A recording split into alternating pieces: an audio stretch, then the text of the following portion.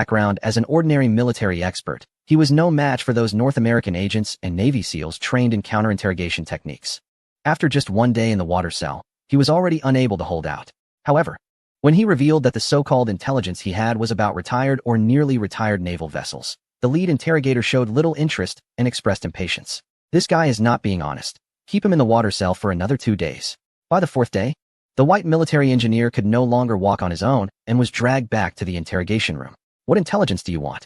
I'll tell you everything I know. I also know a few friends working in North American nuclear military engineering. I can help you persuade them. Just don't put me back in the water cell, please. The white military engineer began to cry, feeling that these people were too ruthless for locking him in the water cell for 3 days without a word.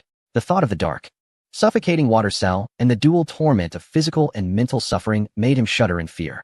Honestly, why did the North American Intelligence Agency send the SEAL Team 6 to capture you? Do you think you're worthy?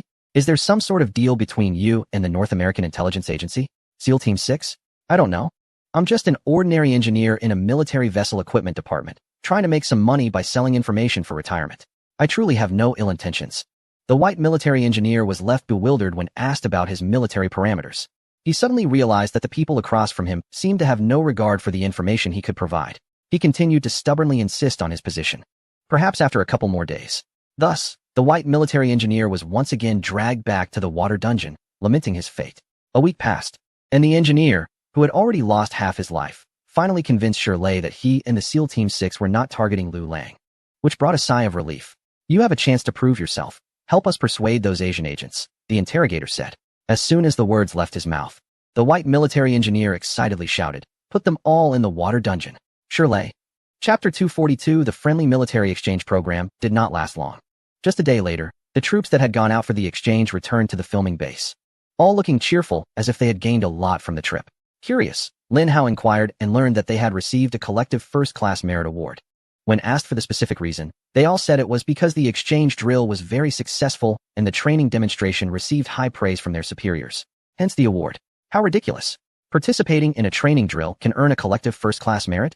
Has the value of such awards dropped so low? Lin Hao, who prided himself on being a military expert, found it hard to accept the explanation given by the troop members. Meanwhile, Lu Lang was not too concerned, as he knew that the exchange troops were not ordinary. They were essentially a demonstration unit for the smart upgrade of the main battle army, equipped with advanced AI systems and various sophisticated land warfare gear, representing the future development direction of the army. It was possible that this outing was for some special mission. Shaking his head, Lu Lang chose not to dwell on it. For him, the most important thing at the moment was the filming of the movie Paradise. After a short break, the crew returned to the intense filming schedule. The large-scale battle scenes, which were a highlight of Paradise, were completed in a month thanks to the efforts of Lu Lang and the crew. Next came some scattered secondary scenes, such as a smuggling spaceship carrying numerous illegal passengers attempting to reach Paradise, only to be met with a counterattack from the defensive forces of Paradise at the command of the female antagonist, resulting in the deaths of most passengers in space. Toward the end of the movie, the male lead, with the help of rebel forces, landed in Paradise and engaged in fierce battles with elite villainous creatures inside the facility. Both scenes involve close-up shots targeting the space ring-like starport facility of Paradise. If possible, Lu Lang certainly wanted to shoot on location in a real space starport. However, it was clear that the conditions for building a space starport were still not mature. Nevertheless, Lu Lang quickly found a suitable alternative in the form of the Navigator space station. With the advanced special effects production technology at his disposal and the collaboration with the Navigator space station, the filming scenes inside the space starport in the movie Elysium could be set up quickly. Perhaps accustomed to the idea of real location shooting, Shirley agreed to the crew's request to shoot inside the Navigator space station, only insisting on ensuring safety during the filming without much hesitation. Thus, under the crew's rapid pace of shooting, Elysium was completed in less than 2 months. In Lu Lang's view, this was already a state of meticulous production. However, to the external media and even the foreign actors in the crew, the filming speed was still considered extraordinarily fast. Lu Lang publicly declared an investment of nearly 1 billion Dragon coins for Elysium, which translates to about $1.5 billion US, aligning with the standards of a major production in Hollywood. To Hollywood stars like Jodie Foster and Adrian, a production costing over 100 million typically takes at least 6 months.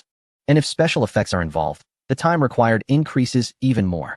Therefore, the filming speed of Elysium seemed almost miraculous to them, if it weren't for Lu Lang's accolades, including the Palme d'Or and Best Director. along with the strong performance of the two Wandering Earth films in the global market. They might have thought it was a poorly made investment. Having experienced the filming firsthand, they knew how dedicated Liu Lang was during the production. Not to mention, the resources the crew invested in large-scale war scenes were enough to astonish these Hollywood-trained actors. Professional soldiers acted as extras, live ammunition was used in the war scenes, and various meticulously produced props made them feel as if they were products from a future world. Aside from the fast shooting pace and relatively short production period, Elysium contained all the elements they associated with a Hollywood blockbuster. After completing the filming of Elysium, Liu Lang immediately contacted Dong Yinling, who was responsible for the film's distribution. What? Released during the Spring Festival? With only 2 weeks left until the Spring Festival, are you sure this is possible? Hearing Liu Lang's plan to release Elysium during the Spring Festival, Dong Yinling was momentarily astonished. If Liu Lang insisted, the film, with its 1 billion dragon coin budget and 2-month production period, would undoubtedly create a sensation in the domestic film market. Absolutely. I have confidence in completing the post-production special effects before the release. We must strive for a Spring Festival release. Liu Lang replied earnestly. The Spring Festival has always been the peak period for box office revenue in the domestic market, making it a prime time for major productions. Movies that can stand out during the Spring Festival release season often achieve significant box office success. Liu Lang certainly won't miss this valuable period of the year. Regardless of how Paradise performs in overseas markets, he must maintain a solid foundation in the domestic film market. Only by doing so can he ensure that he earns enough high-tech points to exchange for the dazzling array of high-tech features in Paradise. After realizing Liu Lang's determination, Dong Yinling stopped overthinking. Time is a bit tight, but it's not impossible to operate. The main issue is that there's less than 2 weeks until the Spring Festival release, and by the time the final cut of Paradise is completed and approved, the timeline is too tight. Let alone holding media screenings for publicity, whether it can be released on time is already a question. Hearing Dong Yinling's concerns, Liu Lang didn't take them to heart. If there's no time for media screenings, normal promotion will suffice. Additionally, I will personally communicate with the Longying Group regarding the film's approval process. Hearing Liu Lang's words, Dong Yinling felt a pang of realization at this moment. She remembered that with 2 successful performances of The Wandering Earth in overseas markets, Liu Lang must have already been seen as a prized asset by the Longying Group. The film approval process, which many directors find troublesome, is not a concern for Liu Lang at all. Alright, I will contact the major cinema chains as soon as possible. By the way, for this year's Spring Festival season, as of now, director Han Han's 5 Lakes is receiving a lot of attention. I think you should keep an eye on it. Before leaving, Dong Yinling suddenly remembered something and reminded Liu Lang. Chapter 243, Inescapable Fate as a New Generation Director in the Film Industry. Han Han's rise to fame came much earlier than Liu Lang's. During his student years, he gained widespread recognition through a new concept essay competition. He debuted as a young writer, becoming well known to the public. Unexpectedly, he chose to drop out of school and immerse himself in the niche field of professional racing, becoming a true race car driver. Later, he transitioned into directing, producing several commercially successful films. This legendary journey is undoubtedly colorful for someone around 40 years old. As a writer, his numerous collections sparked significant social responses at the time and can be said to have led a social trend of an era. As a race car driver, he has won multiple championship titles in racing. And it's no exaggeration to say he ranks among the top figures in the domestic racing field. When he became a director, his films No More Future and Ride the Wind and Waves also achieved great success. Although they cannot be compared to the glorious achievements of Liu Lang's 2 Wandering Earth films, director Han Han's works always resonate with the youth of the 80s and 90s. His legendary life experiences have brought him endless controversy, but it must be said that they have also garnered him a large number of casual fans. The films he directed, The Last Goodbye and Riding the Waves, have received mixed reviews, but his unique style has garnered a loyal fan base. Therefore, when his latest movie, The 5 Lakes, decided to be released during the Spring Festival, many industry insiders believed it had the potential to become the box office champion this year. Often, for a film to become the box office leader during the Spring Festival, it doesn't necessarily need to be outstanding. It just needs to be better than its competitors released at the same time. The Spring Festival period is traditionally a protection month for domestic films, so there won't be major Hollywood blockbusters competing. Additionally, the ample free time during the Spring Festival allows people to go to the cinema, making this one of the most competitive periods for domestic film producers. Films with lower recognition and popularity often have no chance to be released during this time. Even if they force a release, they won't receive much screening time from major theaters. This prime period of the year is naturally reserved for films with better prospects. Movies like The 5 Lakes, Boonie Bears, The Wildlife, and Pleasant Goat and Big Big Wolf, the movie are not favored by industry experts due to their lower recognition and star power. Overall, Only Han Han's The Five Lakes seems likely to become the champion of this spring festival, with the reputation and audience connection built from the previous films. Along with a strong star cast for The Five Lakes, as long as it performs steadily, it should achieve decent results. Almost everyone shares this view. But when director Liu Lang's new film Paradise Space announced its participation in the upcoming Spring Festival competition, the film industry instantly became a buzz. Wow, that was fast. It seems like it was only a little over 2 months since Paradise Space was officially announced to start filming. Did they finish so quickly? Will the film be ready for review in time? Let's hope it doesn't end up being poorly edited just to meet the deadline. My uncle works in the broadcasting industry, and he told me that director Liu Lang definitely has connections. Paradise Space is 130 minutes long, and not a single second of footage was cut during the review. Isn't that a bit exaggerated? Liu Lang's film is not a propaganda piece. How could he receive such treatment? Besides, doesn't Paradise Space have quite a few foreign actors? Can it really be released during the Spring Festival? I guess it's time to mourn for Han Han's The Five Lakes. I heard that The Five Lakes was finished a long time ago and chose to delay its release to avoid clashing with Stray 2, but unexpectedly, it ended up competing with Liu Lang's new film, with the announcement that Elysium Space will join the box office competition for this year's Spring Festival. And its rapid approval and scheduling, the film industry in the region has become lively. Insiders were surprised by the unprecedented speed of approval for Elysium Space, and rumors circulated that it passed without any cuts. Such treatment in the review process is likely reserved for films with a strong ideological pedigree. This further solidified the rumors that director Liu Lang has influential backing. However, the most shocked by this news were Han Han, the director of Five Lakes, and the film's distribution and investment parties. The animated films Boonie Bears and Pleasant Goat were not considered competitors by the distribution team of Five Lakes. But Elysium Space is different. From its early production revelations, cast lineup, and substantial investment, it is positioned as a top-tier commercial blockbuster. Furthermore, Liu Lang's previous works, particularly The Wandering Earth, achieved significant success both domestically and internationally in terms of box office and reputation. Competing against such a rival is something that all stakeholders in Five Lakes are unwilling to see. Wasn't it said that the competition pressure for this year's Spring Festival would be minimal? Wasn't it confirmed that they would avoid facing major threats? What is going on now? The investors of Five Lakes could no longer hold back their frustration and began to criticize the distribution team responsible for coordinating the film's release. Five Lakes, which had already been completed, was initially set to release during the May Day holiday. However, due to The Wandering Earth 2 and Avatar, The Way of Water choosing to release during that period, it had to step back and delay its debut.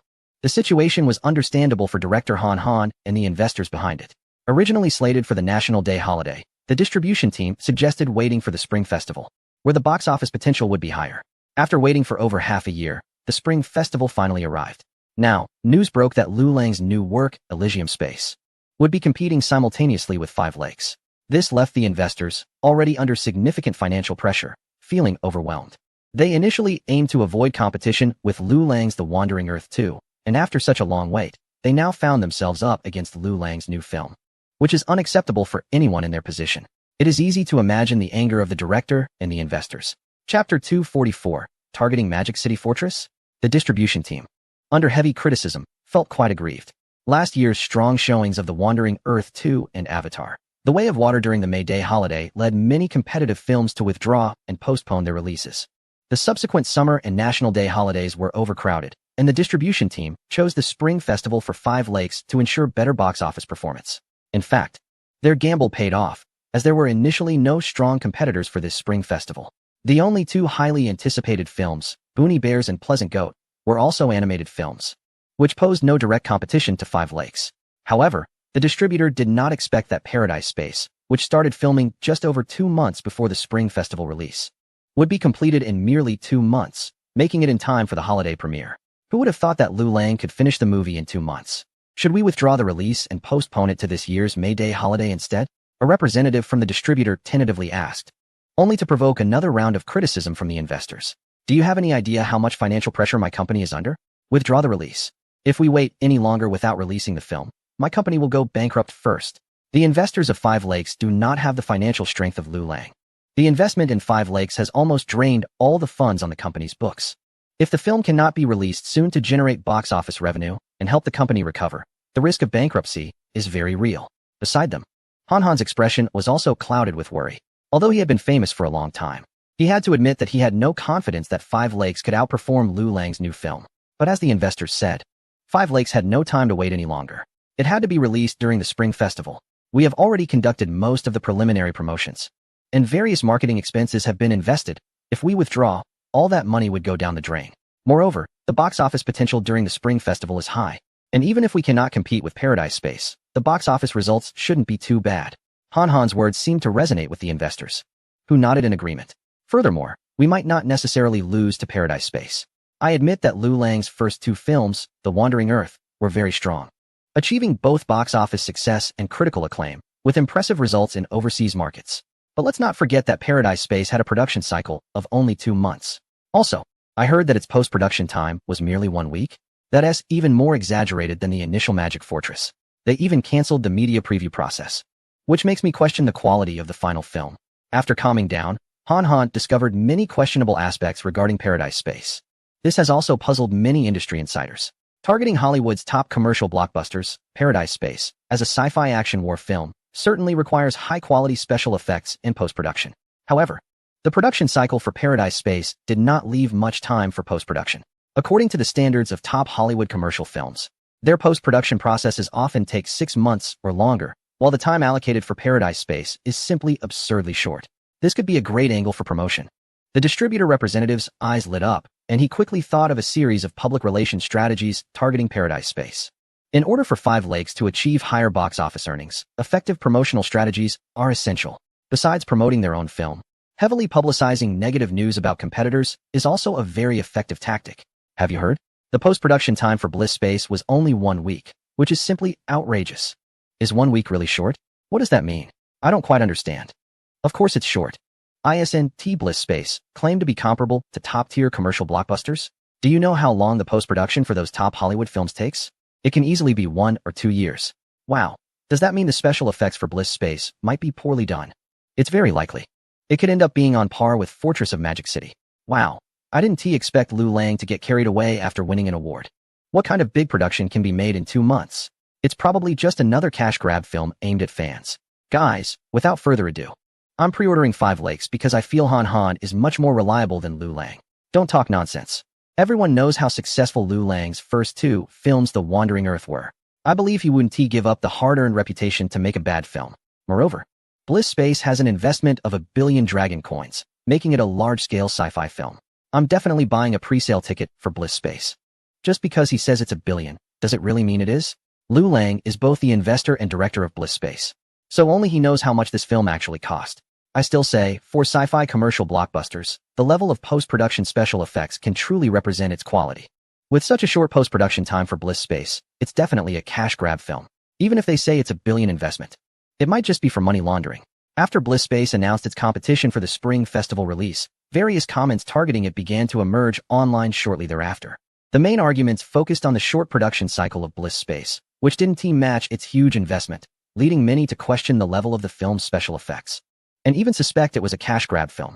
Many fans of Liu Lang, who had seen the 2 Wandering Earth films, couldn't stand it and started to spontaneously counter these accounts, smearing Bliss Space online. If Bliss Space really has no issues, then why didn't it hold a media screening? Why not let the media evaluate it before its release? Isn't that a sign of being guilty? However, the accounts stirring up controversy clung to this point, linking Bliss Space with the poorly received Fortress of Magic City. Many ordinary viewers, who initially planned to go to the cinema during the new year, began to hesitate after seeing the negative opinions about Bliss Space online. The price of a movie ticket isn't much, but if Elysium turns out to be as disappointing as Battle of the City, wouldn't that just be adding to the frustration during the festive season? Just as various rumors were swirling online, Dong Yenling, representing Liu Lang, who is responsible for the distribution of Elysium, made a counterattack. The trailer for Elysium began to be released across the internet. Chapter 245, New Era main theme film. The trailer opens with large subtitles occupying the entire screen, explaining that Elysium is set in the mid-22nd century. The rulers, the wealthy, live in Elysium. As the female antagonist, played by a well-known actress, appears, the scenes of Adrian and other elites living in Elysium unfold. It is depicted as a utopia devoid of disease, poverty, and war. Located in outer space, within a massive circular spaceport facility, high-end villas are nestled in this paradise. The scene includes villas, artificial beaches, beautiful women in bikinis, lush greenery, and many well-dressed, stylishly adorned wealthy individuals leisurely conversing and enjoying life. Classic retro hover cars glide by, accompanied by numerous service robots, while various artistic, futuristic buildings are visible in the distance. Everything imaginable related to a beautiful future life with advanced technology is presented in close-up shots of Elysium. Residents of Elysium can even utilize groundbreaking medical equipment like the MP3000 to achieve true eternal youth. With the help of the MP3000, the average lifespan in Elysium reaches 180 years, completely eliminating health issues. This device can repair the body at the genetic level, ensuring that any health-threatening factors are eradicated at a level smaller than cells. However, all of this is exclusive to the elite and the wealthy. As the trailer transitions, the face of a male protagonist appears. We, who live on Earth. Following this, images of dilapidated and devastated buildings and natural environments on Earth come into view. Resource scarcity, extreme weather, overpopulation, and countless criminal incidents create a stark contrast between the lives of those on Earth and the elites in Elysium. It's time to change all of this. The narrative then shifts to introduce the resistance forces on Earth, led by the male protagonist. They include Asian gang factions from the slums, with a fierce-looking character and his gang members equipped with swords, staring intensely at the camera. A brief flash later, another character appears, accompanied by a group of muscular, intimidating gang members who look tough and unapproachable. The screen flashed by, and it was time for the resistance forces representing the unique characteristics of the Dragon Nation. Led by Jiang-Won, the Dragon Nation fighters, armed with various shotguns and close combat firearms, stared coldly at the camera, while Jiang-Won, as the leader, surprisingly flashed a smile, leaving a strong impression. Next up was the drug lord Pablo, representing the Latin American region. His crew, composed of Latin Americans, drove various modified, cyberpunk-style vehicles, brandishing heavy-caliber machine guns, exuding the fierce aura of real-world drug traffickers. After Pablo made a throat-cutting gesture coldly, the scene shifted to the final resistance force, Uncle Fried Chicken. Uncle Fried Chicken could be described as the most elegantly dressed and refined among these resistance forces. Dressed in a tailcoat and wearing a pair of vintage glasses, he made a shushing gesture to the camera. Those unfamiliar might mistake him for a refined teacher from some school. However, behind Uncle Fried Chicken stood neatly arranged subordinates in matching uniforms, half black and half white, armed with automatic rifles and shouldering RPGs and other heavy weaponry. The contrast between these subordinates and their polished leader created a fascinating juxtaposition. The various resistance forces appeared only briefly in static images in the trailer, but it was enough to capture the audience's attention. Wow, Jiang-Won. He was in Wandering Earth too, and now he is in Elysium. Has he become the go-to bandit leader for director Liu Lang? The first one to appear is Hiroyuki Sanada, the biggest international star from the island nation, with his subordinates wielding a bunch of samurai swords, looking quite like a mafia. But wait, aren't he the villains in this movie all robots?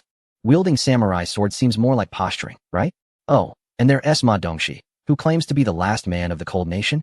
I'm dizzy. Just finished Narcos, and this Latin American resistance leader is the male lead from Narcos. Wow, now we have gangsters, bandits, and drug traffickers all in one film. It's truly a gathering of villains. This is getting exciting. Don't forget Uncle Fried Chicken. He is also a representative of tough guys. Wow, I'm starting to feel a bit sorry for the villains in the movie. Facing such a united front of evil forces, the fight must be intense. As the cast of all villains appeared in the trailer, it immediately sparked interest among viewers on various online platforms. War has never changed. Following this, the trailer shifted from a calm narrative style to scenes of grand battle sequences in the film. Thousands of background actors, enhanced by post-production effects, create a scene that appears to show tens of thousands engaged in battle. The fighters of the resistance surge forward in vehicles, like waves crashing towards a building marked by a certain corporation. Countless humanoid robotic guards, along with some mercenaries controlled by wealthy elites, engage in fierce combat with the resistance forces. The sounds of gunfire, explosions, and vehicle destruction, along with the relentless shooting of resistance fighters by robotic guards, transform them into mere fragments of human remains on the battlefield. These vivid and grand war scenes provide the audience with immense sensory stimulation and shock. The special effects in this movie look pretty good. How could they be of poor quality? I knew it. Those critics must be blind. The war scenes look so intense. There's no way they could be compared to a certain other film. Everyone, beware of that film trying to make a comeback. Quickly go and leave some one-star reviews. No more talk. I'm pre-ordering tickets for this movie. During the new year, I want to watch an exciting blockbuster.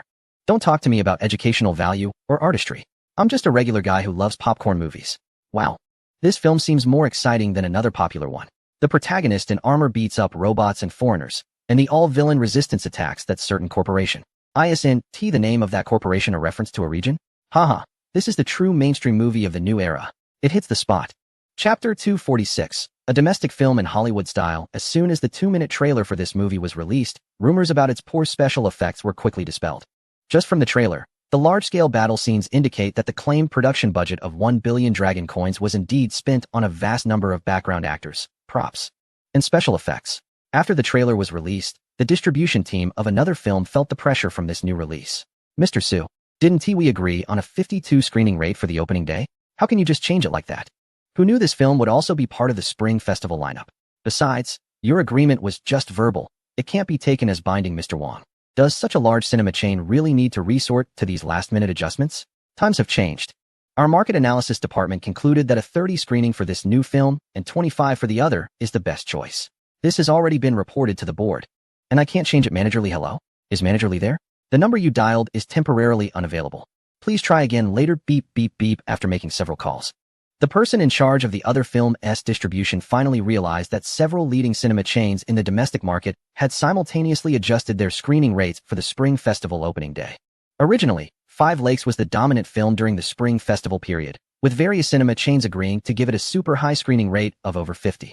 However, with the addition of Paradise Space competing for the Spring Festival slot, these cinema chains immediately began to change their tune.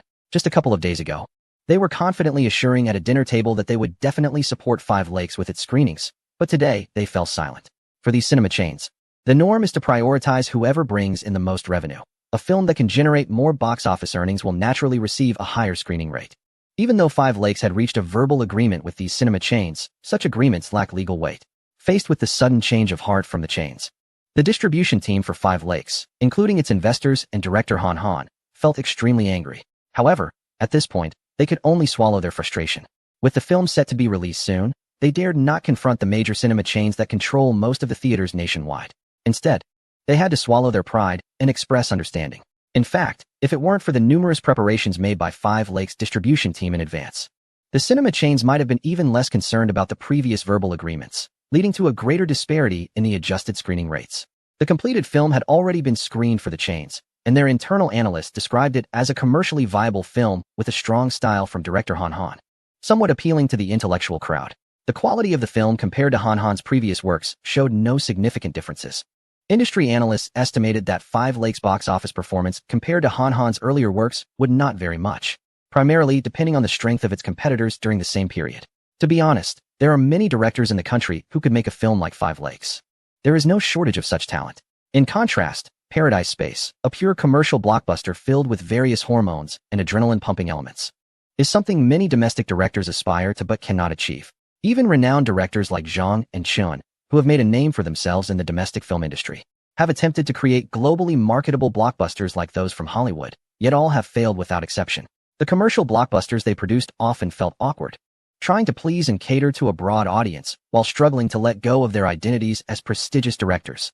They often attempted to intertwine the thrilling elements of commercial films with artistic expression, conveying stream-of-consciousness messages that only they could fully understand. The results were often unsatisfactory. While their elegant, artistically strong elements might impress some award judges, the general public did not resonate with them. Just like the films released during the Spring Festival period. After a busy year, people are eager for a long holiday to relax. The majority of domestic audiences enter cinemas not seeking highbrow, artistic films, but rather purely enjoyable blockbusters that can bring them joy. For instance, similar to traditional blockbuster films, it doesn't matter why a retired veteran can take down an entire army, why a poor kid bitten by a spider can mutate, or why gathering 5 colored gems can allow for population control in the universe. Compared to the rationality and logic of such blockbusters, the pleasure they provide to viewers is more important. The reason there are invisible regulations protecting domestic films during the Spring Festival is mainly due to the strong impact that major blockbusters can have on the domestic market. If these films were allowed to compete freely with local productions under the same conditions, few domestic films would likely come out on top. However, Paradise Space is completely different. Without mentioning that it is directed by Liu Lang, many would assume from the trailer that it is a genuine Hollywood commercial blockbuster. Liu Lang's previous 2 films, The Wandering Earth, achieved remarkable success in the global market, making them rare domestic productions that can compete head-on with big Hollywood productions. The past achievements, combined with the Hollywood-style elements showcased in Paradise Space, led cinemas yet to screen it to decide on giving it the highest screening rate on the first day of the Spring Festival. This left the director of Five Lakes, along with the distributors and investors, feeling envious and helpless. After all, they couldn't produce such a Hollywood-style blockbuster themselves, with the attributes of a domestic film and the style of a Hollywood blockbuster. Paradise Space arriving during the crowded Spring Festival period is like a significant blow to domestic films. Trailers can be misleading. Perhaps all the post-production effects budget was spent on the trailer clips. Wasn't the trailer for Battle of the Magic City also quite impressive? That didn't stop it from becoming a disappointment later. To truly judge a film, one must see the entire movie. Why watch a bunch of films featuring foreign actors during the new year? The chemistry between Liu Haoran and his co-star is just as appealing as that of Peng Yuyin and Li Qin, not to mention the surprise appearance by Shintung. I support Five Lakes. As a result, the distributor of Five Lakes has no choice but to consider increasing their promotional efforts to attract more viewers. Chapter 247. Just Kill Me Now. The eagerness of Paradise Space to join the Spring Festival lineup, even at the cost of significantly shortening its production cycle, is perplexing to many in the domestic film industry. I still hope these young directors can focus more on the quality of their work rather than solely chasing commercial interests. Recently, I have heard many industry insiders, including several experienced professionals, openly claim that director Liu Lang is the most representative director of the new generation in the country and is a promising star who will take over from the older generation of filmmakers like us. However, to be honest, I was somewhat disappointed by his new film, Paradise Space, which was forcefully pushed into the Spring Festival release slot. As a director, the most important aspect is still his work. Although I haven't seen the entire film of Paradise Space, I must say that a big production with a promotional cost reaching 1 billion dragon coins managed to have only a little over 2 months of production time. As a director, rushing a project purely for commercial value is an extremely irresponsible attitude towards one's own work. Speaking of this, I want to mention my long-prepared new film, Half Lake Green. I have revised the script no less than 18 versions, and every line of dialogue from the actors has been meticulously crafted. The expected investment will reach several 100 million dragon coins, a significant portion of which will be used to recreate an ancient city from the Song dynasty as the filming location. Various movie props will be created at great expense to provide the audience with an immersive experience as if they were transported back to the Song dynasty. Honestly, if I rushed to film this project, it could be completed in 2 to 3 months. But I feel the need to be responsible to the audience, so I must take the time to refine it. It is expected to be released during the Spring Festival next year. Of course, I am not sharing this to compare with director Liu Lang's work. I just want to use my personal example to remind these new generation directors that ultimately, regardless of how glorious your past achievements are, you must focus on your film works. Past success cannot be an excuse for reckless behavior in future projects. In the film industry, recent discussions related to Liu Lang have become a hot topic. Even a well-established director like Zhang cannot resist using his comments on Liu Lang's new work to generate some buzz for his own upcoming film. To be honest, the success of the 2 Wandering Earth films is something that even top directors in the country would envy. Take director Zhang, for instance. Since rising to fame, he has collected numerous honors in the domestic film industry, making them less remarkable. He has also received many international film art awards. His film Hero was, before Wandering Earth, the most successful in the domestic film industry in terms of overseas box office. It was only with the emergence of Wandering Earth that his long-standing record was broken. Many believe this marks the rise of a new generation of directors in the film industry, replacing the old guard. While director Zhang publicly claims not to care, he may still feel a bit uncomfortable hearing this. What is my identity and status? Do I need to compare myself with a newcomer? Just because you've made a couple of successful films, you are suddenly being elevated to the sky. You may notice that Liu Lang seems to be a bit too eager for quick success. Director Zhang quickly took the opportunity during the interview, adopting the role of a senior figure and pointing out the issues he observed in Liu Lang, while also promoting his new movie. Meanwhile, some media in the film industry reached out to director Tong, who had previously directed a film, to hear his views on Liu Lang's new movie. Initially, Tong was reluctant to accept the visit. It is well known that after the epic failure of his previous film, the investors and producers suffered significant losses. The disastrous market performance of that film led to a financial crisis for the investors, resulting in bankruptcy, and the production company struggled to recover. The lead actor bore the brunt of the criticism, frequently trending on social media during that time. As the director of that film, Tong was also severely impacted. He had been ambitious, planning to become a prominent figure for the production company after completing that project, with the expectation of directing several major films with significant investments in the following years, thereby establishing himself among the top directors in the industry. The promises made by the company's executives led him to invest wholeheartedly in that project, only to see it fail. The anticipated major productions turned into mere illusions, and the company's higher-ups initiated a purge due to the failure of the film. With the identity as the director of that film, Ting no longer received any invitations for film projects afterward. Ultimately, he had to return to the television industry, working on low-budget romantic dramas that he was more skilled at. This was a significant blow to his career, and his hopes for a successful transition into filmmaking were dashed. To this day, Tung still feels wronged. That film remains a painful memory for him. However, in order to gain more exposure and traction for his return to television with low-budget romantic dramas, he reluctantly forced himself to accept the visit. Tang. As for my evaluation of Lu Lang's new work, I think director Zhang's previous public statement was quite comprehensive. A major production movie, although the production cycle and film quality may not always correlate, such a short time frame reflects the director's attitude. Host. I heard that during the post-production of that film, there were also instances of rushing the work. What are your thoughts on this, Director Tang? Tung, the situation with that film was different. My influence within the crew was not as significant as the outside world might imagine. The agents of the actors and representatives of the production company had substantial say in the filming process. Host, Director Tung. Do you mean that the management companies behind Lu and Han, as well as companies like Penguin and Alibaba Pictures, have pressured you during filming? Director Tang, looking distressed. No. That's not what I meant. What I meant is that the failure of Magic Fortress is quite regrettable. No one wants to see that. Having struggled in the film industry, Director Tung now dares not speak ill of the two major corporations in the field and can only awkwardly divert the conversation. Host. In a previous interview with Lin Hao, the deputy director of The Wandering Earth, he mentioned that he and director Lu Lang grew up watching your TV dramas. They expressed surprise at being able to compete with your works. Director Tung. Just end me now. Chapter 248. What others dare not criticize. Will. Director Zhang has aged and lacks the sharpness of his youth. He is merely living off past laurels now. In my opinion, it's time to reconsider the outdated hierarchy in the domestic film industry. Why do people feel that domestic film awards are becoming less credible? Isn't it because of these so-called veteran figures? Now that I, Bai Fei, have stopped making films and don't rely on the industry for a living, it's time for someone to speak out about unpleasant truths. Oh, you old-timers got your start early and have long established official identities in the industry. Each one occupies their own niche, yet every influential film award in the country has judges who are somehow connected to you. Award evaluations resemble dividing up pork. It's all about connections, relationships, and seniority, leaving no credibility behind. Awards that could have been good end up cultivating filmmakers who are merely sycophants. Ask yourselves, what positive impact have you so-called veterans brought to the national film industry? As you age, accept your decline. Stop occupying positions without contributing and trying to destroy the future of the industry with your outdated artistic views.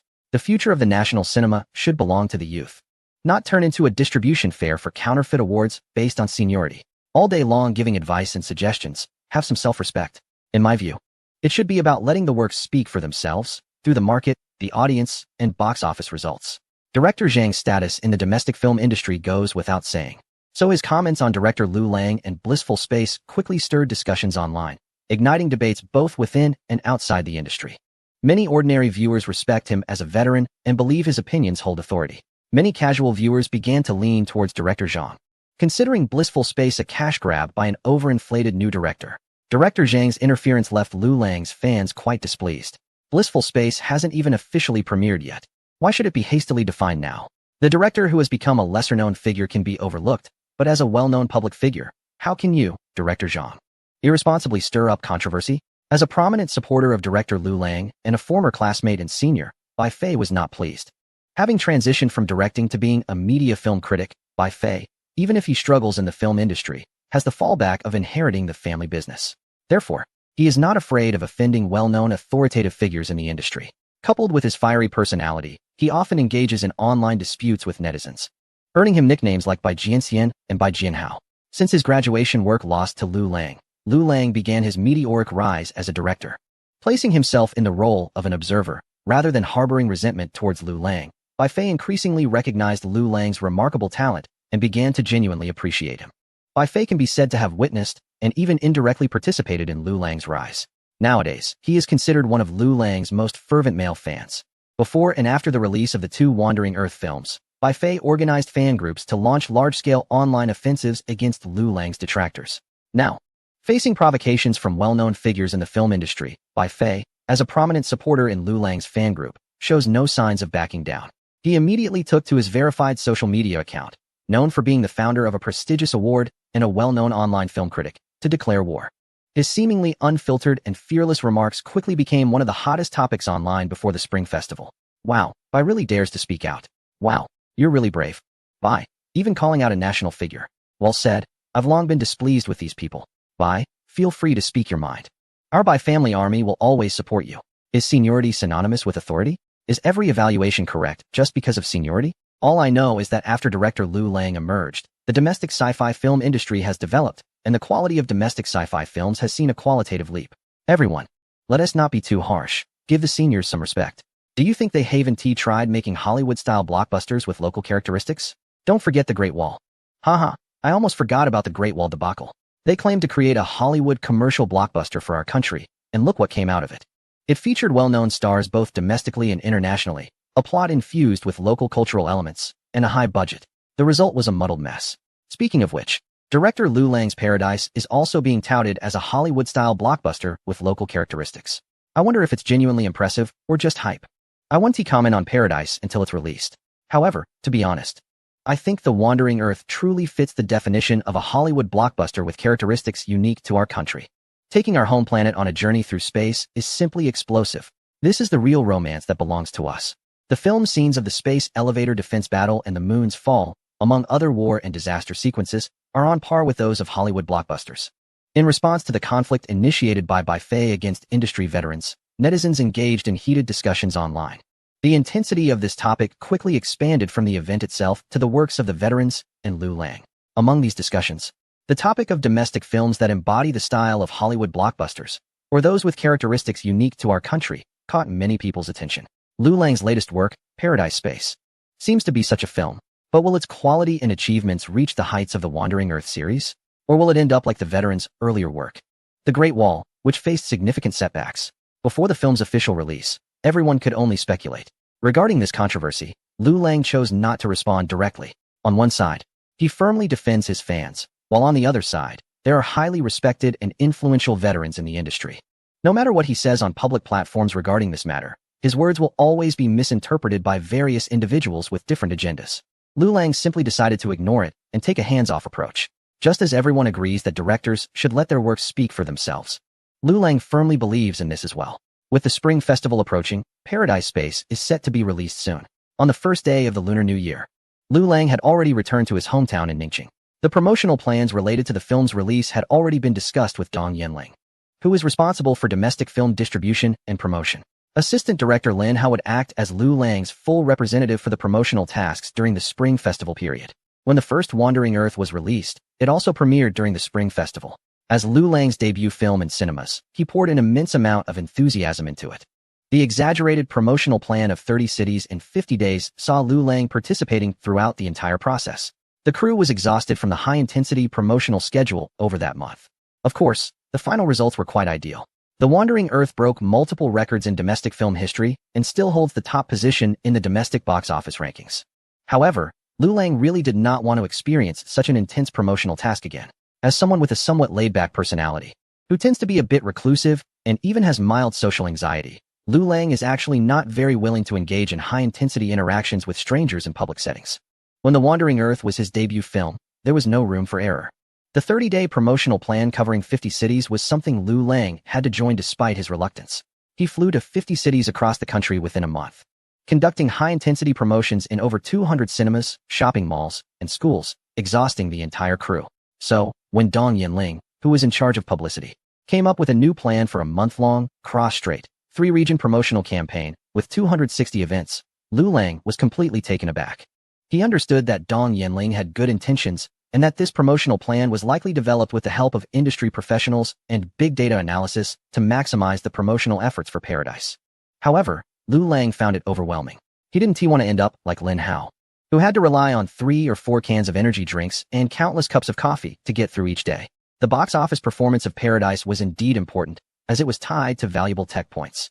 But this was not Liu Lang's first film, and he no longer felt the same urgency regarding the market performance of Paradise as he did with The Wandering Earth. Therefore, he quickly used Shirley as a shield, claiming he might need to cooperate with the Security Bureau on some defense project filming and promotions, which made Dong Yanling relent.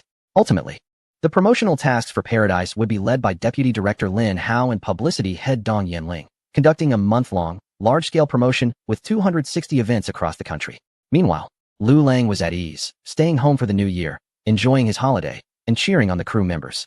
Brother Lang, we are ready to set off. This promotional campaign has added a fan support project based on Sister Dong's suggestion. You absolutely won't guess who the fan representative is. Oh, is it one of those well-known internet celebrity fans? Hearing about the support, fans, and Dong Yanling's recommendation, Lu Lang immediately thought of a few famous female internet celebrities who had millions of followers online. According to Dong Yinling's usual data analysis, including these popular internet celebrity fans in the promotional team should enhance the promotional effect for the crew, right? I knew you wouldn't guess it. Haha, it's Bai Fei. Lu Lang. After Lin Hao explained, Lu Lang realized that Bai Fei had become his biggest fan. During the previous 2 films of The Wandering Earth, Bai Fei had organized Lu Lang's fans multiple times to conduct well-planned and organized campaigns against online detractors, gaining wide recognition among Lu Lang's fan group. Recently, in response to derogatory comments about senior figures in the film industry, Bai Fei took the lead in voicing sharp public commentary, which made him a recognized top fan of Lu Lang in the industry. Compared to the fans of those female internet celebrities, Bai Fei far surpasses in maintaining the reputation of Lu Lang's works, combating online trolls, as well as in popularity and influence within the industry. Therefore, being invited to join the promotional campaign for Extreme Bliss was both unexpected and reasonable. Lengu, what are you eating? Your voice is so loud. It's New Year's Eve today, and our promotional team has been busy until now without having a hot meal. We can only make do with instant noodles on the bus later. Listening to the sounds coming from his phone, Lu Lang thought about Lin Hao and other crew members who were busy promoting their movie, unable to reunite with their families on New Year's Eve, and having to settle for fast food due to time constraints. Lu Lang slowed down the motion of chewing his sweet and sour ribs. Howsy, it's not easy for anyone. I'm also designing a promotional plan for them at the security bureau right now. For dinner, I just had some frozen dumplings to get by. Lu Lang shifted his gaze from the more than 20 sumptuous dishes on the dinner table and spoke softly to Lin Hao. On the other end, Lin Hao was so hungry that his stomach was pressed against his back. It would be too cruel to tell him that he was enjoying a feast at home. So Lu Lang felt it necessary to tell Lin Hao a kind-hearted lie. Langu, why does it sound like you're chewing on crispy bones? Are there crispy bones in the dumplings? You heard it wrong. These dumplings are filled with pork, and there are some crushed bones inside. Lu Lang quickly swallowed the sweet and sour ribs in his mouth. Oh, by the way, Langu, I think I just heard Annie's voice. Howsy, you heard wrong. How could my mom be here with me? That's the lady in charge of serving food in the confidential department's canteen. Hearing Lu Lang's words, Lu's mother shot him a disapproving glance from the other end of the table. Whoa, Langu, I just remembered how delicious the sweet and sour ribs Annie made were. I really want to eat them now. Don't worry, Howsy. What kind of relationship do we have? Once you're done with your work and come over, I'll have my mom prepare a feast for you. While comforting Lin Hao on the phone, Lu Lang picked up a second piece of sweet and sour ribs with his chopsticks. Whoa, Langu, you're so good to me. Don't worry, I'm leading this promotional tour, and I'll make sure it goes well. Howsy, no need to say more. We're brothers, and I trust you to get things done. After hanging up, for some reason, Lu Lang felt that the New Year's Eve dinner in front of him tasted even better. Chapter 250. Bad news keeps coming, but the opponent. Bro, you're really something. Lin Hao got sold out by you and is still counting the money for you. Lu Lang's younger sister, Lu Nian, shook her head in helplessness. Stop bullying him just because he's honest. A straightforward person like Xiao Lin will eventually be led astray by you. Lu's mother couldn't help but scold Lu Lang. Looking at the lavish New Year's Eve dinner in front of them, which included abalone, shark fin, and Boston lobster, so extravagant it was unbelievable. How could Lu Lang have the nerve to deceive Xiao Lin into thinking he was eating frozen dumplings? As Lu Lang's best friend from college, Lin Hao had visited Lu Lang's home in Ningxing more than once. Lu's mother had a good impression of the simple-faced Lin Hao. How could that be considered bullying? This was just training him. In my eyes, Howsy is like a beloved friend and a brother. If it were someone else, I wouldn't even give them a glance. TSK Lu Nian, Lu's sister, couldn't stand her brother's banter and quickly interrupted him. On the first day of the Lunar New Year, while Lu Lang was putting up spring couplets with his sister, cinemas across the country were preparing for the upcoming Spring Festival release.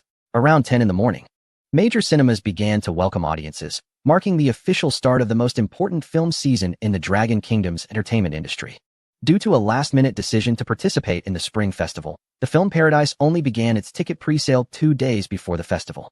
Nevertheless, in just 2 days, the first-day pre-sale box office reached 280 million dragon coins. In comparison, Five Lakes, which had the highest promotional investment for this Spring Festival, started its pre-sale 2 weeks prior to the festival. However, by the time of its release, Five Lakes only managed to achieve around 180 million dragon coins in first-day pre-sales. The stark contrast in pre-sale figures felt like a heavy blow to the production team, investors, and distributors of Five Lakes, leaving them momentarily stunned. They had all considered that Five Lakes might underperform compared to the new work of director Lu Lang, who had already made a name for himself in the commercial sci-fi genre. However, Five Lakes was not completely at a disadvantage against Paradise. At least in terms of early promotional efforts, Five Lakes, which had been scheduled for release during the Spring Festival, had a significant time advantage over Paradise. To achieve better box office performance during the festival, the investors of Five Lakes even took out loans, raising the film's promotional budget to a staggering $40 to $50 million. The amount spent on promoting Five Lakes was enough to rival that of many mid-range films in the Dragon Kingdom. Director Han Han, starring actors Liu Haoran and Liu Haozuan, and even supporting actor Shin Tung, had their promotional materials spread across major cities in the Dragon Kingdom. A must-see film for those born in the 80s and 90s. This spring festival, Han Han has a date with you at the cinema. Trust me, the passionate youth of the past will be presented to you once again without reservation. Various exaggerated promotional slogans accompanied massive movie posters around major cinemas. Even the film's motorcycle scenes were heavily promoted on forums, social media, and motorcycle enthusiast platforms, claiming that Five Lakes was a New Year gift for motorcycle lovers across the Dragon Kingdom. The diverse promotional strategies indeed had a notable impact. Although $180 million in first-day pre-sale box office wasn't particularly astonishing, it certainly wasn't bad. However, when the first-day pre-sale figures for Paradise were released, it left the entire Five Lakes team in stunned silence. The promotional period is longer, the investment is greater, yet the pre-sale data is worse. And there's nearly 100 million Dragon coins difference. Who can bear this? There's nothing to be done. It's like this now. Audiences prefer this popcorn-style commercial cinema. They can't settle down to patiently listen to others tell stories. Seeing the listless team of Five Lakes, director Han Han had to suppress his frustration and work hard to motivate the team members. The spring festival season has just begun, and there are many challenges ahead for everyone. Under Han Han's guidance, the Five Lakes team members began to perk up. Just as they were preparing to muster their spirits for the upcoming promotional tasks during the spring festival release, another piece of bad news came in. A staff member from the distribution side reported that a boycott against Liu Haozuan was starting on major domestic online platforms, with many calling for audiences to unsubscribe from Five Lakes movie tickets to protest against Liu Haozuan, who plays the lead role. Upon hearing this news, the entire Five Lakes team, including Liu Haozuan, was left dumbfounded. After some investigation, it was revealed that Liu Haozuan's mother had previously run a dance institution, which led to a girl becoming paralyzed and unable to care for herself due to improper teaching. Liu Haozuan's mother, who was supposed to provide compensation, had been evading responsibility with various excuses, while Liu Haozuan was guided by her mother to attend prestigious schools, act in movies, and become a star. Another girl became disabled for life due to Liu Haozuan's mother's teaching mistakes. That girl's family struggles to make a living while fighting for the compensation that should rightfully belong to them. Your daughter shines like a star, while my daughter is disabled for life. This is the most desperate cry from the parents of the victim. Once the incident was exposed, netizens were outraged. They spontaneously began sharing posts to boycott Liu Haozuan, believing that perhaps this was the only way to force Liu Haozuan's mother to take responsibility and truly help the suffering family that had been harmed for years. Understanding the situation, director Han Han, investors, distributors, and many other members of the Five Lakes team felt a wave of darkness wash over them. Who would have thought that such a significant scandal would emerge at this crucial moment right before the spring festival release? Meanwhile, the crew of Paradise on their nationwide promotional tour also noted the news about Five Lakes. Lin Hao initially thought nothing of it, assuming it was just bad luck for the Five Lakes team, but Dong Yanling, the strategic director of Byte Entertainment, sensed something was off. Why was the timing of this exposure so coincidental, just as the movie was about to be released? Is there a problem? Lin Hao thought carefully and felt that something was off. He turned to look at Bai Fei, the representative of the new team member, who had a strange expression after hearing the news. No way, brother to Fei, could it be you behind this? Chapter 251, A Love Letter to Guobulin. Seeing Bai Fei's reaction, Lin Hao immediately suspected that this public opinion storm was instigated by him. This isn't something I'm making up, it really happened. I simply provided a bit of insignificant help to a struggling family at the right time.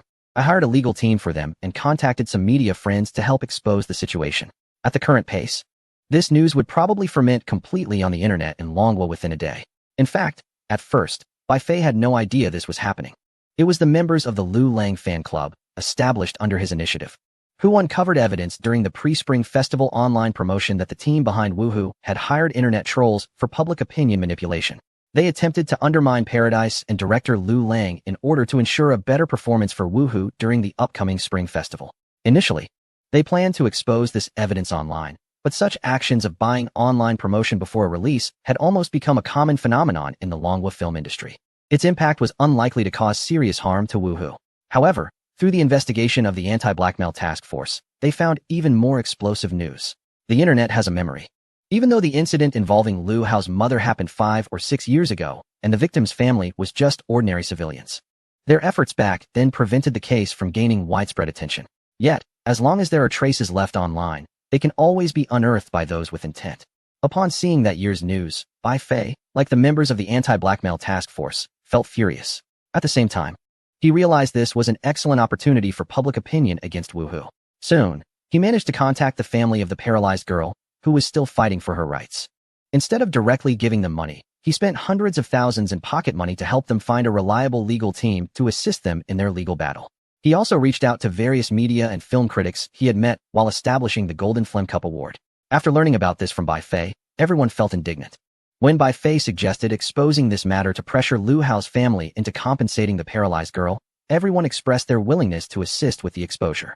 Thus, with Bai Fei's connections, this small local news from 5 or 6 years ago quickly exploded on the Longwei internet within just a day or two.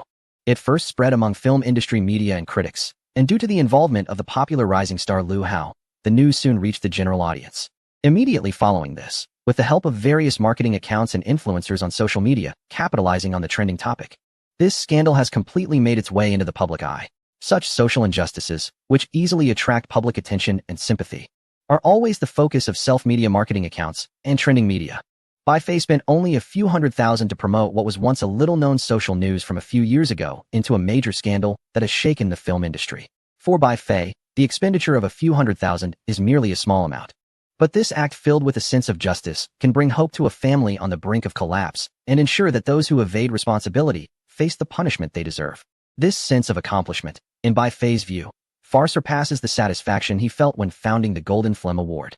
Moreover, as a staunch fan of Lu Lang, this action also serves as a way to retaliate against the previous online smear campaigns against Elysium by certain parties, making it a win-win situation.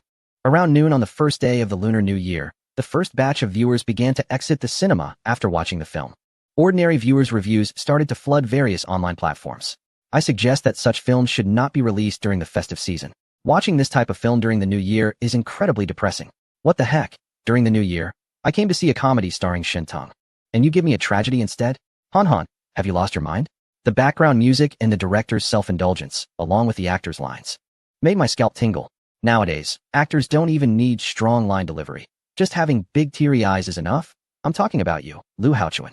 I left the theater after watching less than 60 minutes. It was my first and last time watching a Han Han film. I chose Elysium for the early screening on New Year's Day, but I never expected it would make me almost spit out a mouthful of blood. This movie is a mishmash, touching on every genre but not fitting any, with no clear storyline. It's just a pile of scattered threads. At least half of the first hour could have been cut. Many scenes felt forced and inserted just to add jokes, but those bad jokes only added to the awkwardness. It would have been better to just make a straightforward drama. Comedy isn't something everyone can handle. Lu Haochuan's every second on screen was painfully awkward, in terms of acting. She showed no emotion, even when her brother died. She merely furrowed her brow slightly by the sea. With such mediocre talent, how can she receive so many top-tier resources? It's simply absurd. I've come to realize that Han Han's level is just this. Several of his films are filled with clichés about youth and pain. The only difference is the steadily declining quality. If earlier works like The Last Meeting and Riding the Winds and Breaking the Waves had some highlights, this Elysium is simply a sign of creative exhaustion. There is always a sense of trying too hard to create new phrases to convey sorrow. Wu Hu is a love letter from Han Han to Guobulan. An artistic film bravely ventures into the Spring Festival slot, representing martyrs. Warning, warning. This film contains very little content. Please choose to watch with caution. On the first day of the Lunar New Year, the early screenings in major cinemas just ended. And various ticketing platforms, forums, and social media immediately flooded with negative reviews about Wu. Unlike the generally positive feedback from film critics after the media preview, ordinary viewers had little fondness for this art house tragic film. Who wants to accompany their family to watch a tragic movie during the festive season? So when the Wu Hu team discovered the overwhelming negative reviews online, they almost believed it was a coordinated attack by online trolls. The essence of art is tragedy. Perhaps I overestimated the artistic appreciation of local audiences. Listening to director Han Han, the representative from the distribution side couldn't help but twitch at the corners of his mouth. Releasing a tragic film during the festive season, with the male lead dying in the end. Could this film not fail? In fact, the distribution side had recognized this issue during the promotional phase. Why choose to make an art house tragedy during a family reunion holiday like the Spring Festival? Historical data from past Spring Festival releases clearly shows that audiences prefer to watch comedies that bring joy, action-packed blockbusters with thrilling special effects, or at the very least, Heartwarming romance films that express patriotic sentiments during such holidays. To insist on being unconventional and creating a film that adapts youth pain literature, isn't that just asking for trouble? However, the distribution side could only grumble internally and dared not voice their concerns in front of the investors. After all, Woohoo had to be released during the Spring Festival for various reasons. To maximize the appeal of Woohoo to the audience, the distribution side employed every method they could think of. They promoted the participation of Shun Tong, a representative figure in recent comedic films, leading many viewers to believe it was a comedy. Many even bought tickets just for Shun Tong. They promoted the male lead Liu Haoran and female lead Liu Haozuan as a couple, leading audiences to expect some sweet romance in the film. When promoting the motorcycle elements in the film, they successfully attracted a large number of motorcycle enthusiasts from across the country who brought their families and friends to the cinema.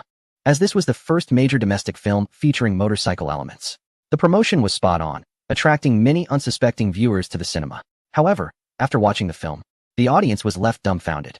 Shin Tang's role shown in the trailer was minimal, with very low content, failing to define a comedy.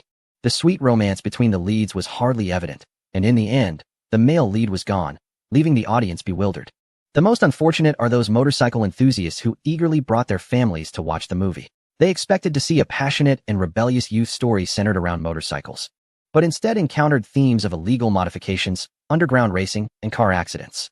Many motorcycle fans expressed their disappointment online after watching the film, urging others not to bring their families to see Woohoo.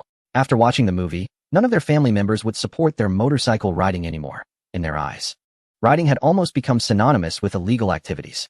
Due to these reasons, a large number of viewers felt deceived and vented their frustrations on various online platforms regarding Woohoo. Despite some negative reviews, the box office performance remained stable, with estimates suggesting that the first-day earnings could reach $2.9 billion. Director Han Han spent a day reading the negative reviews online and nearly became disheartened. At this moment, the Woohoo team members began to console him. $2.9 billion. To be honest, Han Han was not satisfied with this first-day figure, as it indicated that Woohoo would likely only surpass $1 billion in total box office earnings throughout the Spring Festival period. The production costs of Woohoo were primarily spent on actor salaries and promotional expenses, with an expected total box office income of $900 million needed to break even. If the final box office only exceeded $1 billion, the profits shared among the theaters, distributors, and investors would be minimal. Meanwhile, how was the box office performance of Paradise? Hearing Han Han ask this with anticipation, the staff member from Woohoo felt a bit awkward. It's almost $900 million. How much? Han Han looked incredulous. He had accepted the fact that Woohoo would lose to Paradise during the Spring Festival, but he absolutely could not accept such a huge gap between the two films. I asked the data analyst from the ticketing platform, and they said Paradise might surpass $1 billion on its first day. Han Han lost interest in the rest of the conversation. He slumped into his chair, feeling a wave of discomfort. The box office for one day was about to match his film's estimated total earnings for the entire Spring Festival. At this moment, Woohoo and Paradise didn't even have a competitive relationship anymore. They were not in the same league. I had thought about the possibility of failure. Challenging commercial films with an art film during the Spring Festival is akin to a Don Quixote-style charge. Yet, I always believe that cinema is an art and should not be purely driven by commercial interests. Perhaps the current environment is not yet ready to accept artistic films among the general public. But just like the initial cold reception of Stephen Chow's A Chinese Odyssey followed by its later acclaim, I firmly believe that time will prove everything. Han Han, feeling frustrated, couldn't help but vent on his personal social media account. It's indeed a difficult thing for someone to face their own failures. However, his remarks did not resonate with many netizens. Stop trying to get attention. How can this film even be compared to the classic? Where's your dignity? How dare you? The work from that director is art, while yours is just meaningless whining. The tragic elements you want to express in your youth pain literature film is on a completely different level than the comedic essence in that director's films. Please stop embellishing yourself. Shortly after Han Han posted, numerous comments appeared below. Viewers who had just seen the film felt deceived and were looking for an outlet for their frustration. Seeing Han Han daring to speak out, they quickly flocked to his post, delivering various sharp critiques of his sentiments. Han Han watched in disbelief as the critical comments piled up, feeling increasingly suffocated. Refreshing the page brought in dozens, even hundreds, more critiques. His face flushed with anger. He had no choice but to delete the post within half an hour of updating it. Slumped in his chair, he struggled to get up. However, before he could enjoy this brief moment of silence, the team from the film brought him more bad news. A news story regarding a member of the team had gone viral online after a day of brewing, propelled by various media outlets, critics, and numerous attention-seeking accounts, as well as a large number of onlookers. This scandal exploded on major platforms on the first day of the new year, becoming a hot topic during family visits across the country. What should we do, director? I'm exhausted. Let it all end. For the team, the emergence of this scandal was undoubtedly catastrophic. If it had occurred a week before the film's release, they might have had enough time to manage the situation. Even if it had happened the day before, it would have been better than on the day of the premiere. On the day of the premiere, the team was already overwhelmed and had no capacity to deal with a scandal that had gone viral across the internet. Initially, the first-day box office figures for the film were announced to be 2.9 billion Dragon coins. While this result was not particularly good, it certainly wasn't too bad either. Director Han Han had made a few influential youth pain literature films over the years, gaining some recognition in the film industry. Thus, many industry friends began to publicly express their support for the film, claiming there was nothing wrong with it. It just might not be suitable for the Spring Festival release. Many viewers' criticisms were overly harsh, possibly because they were used to popcorn blockbusters and couldn't appreciate the more artistic commercial films.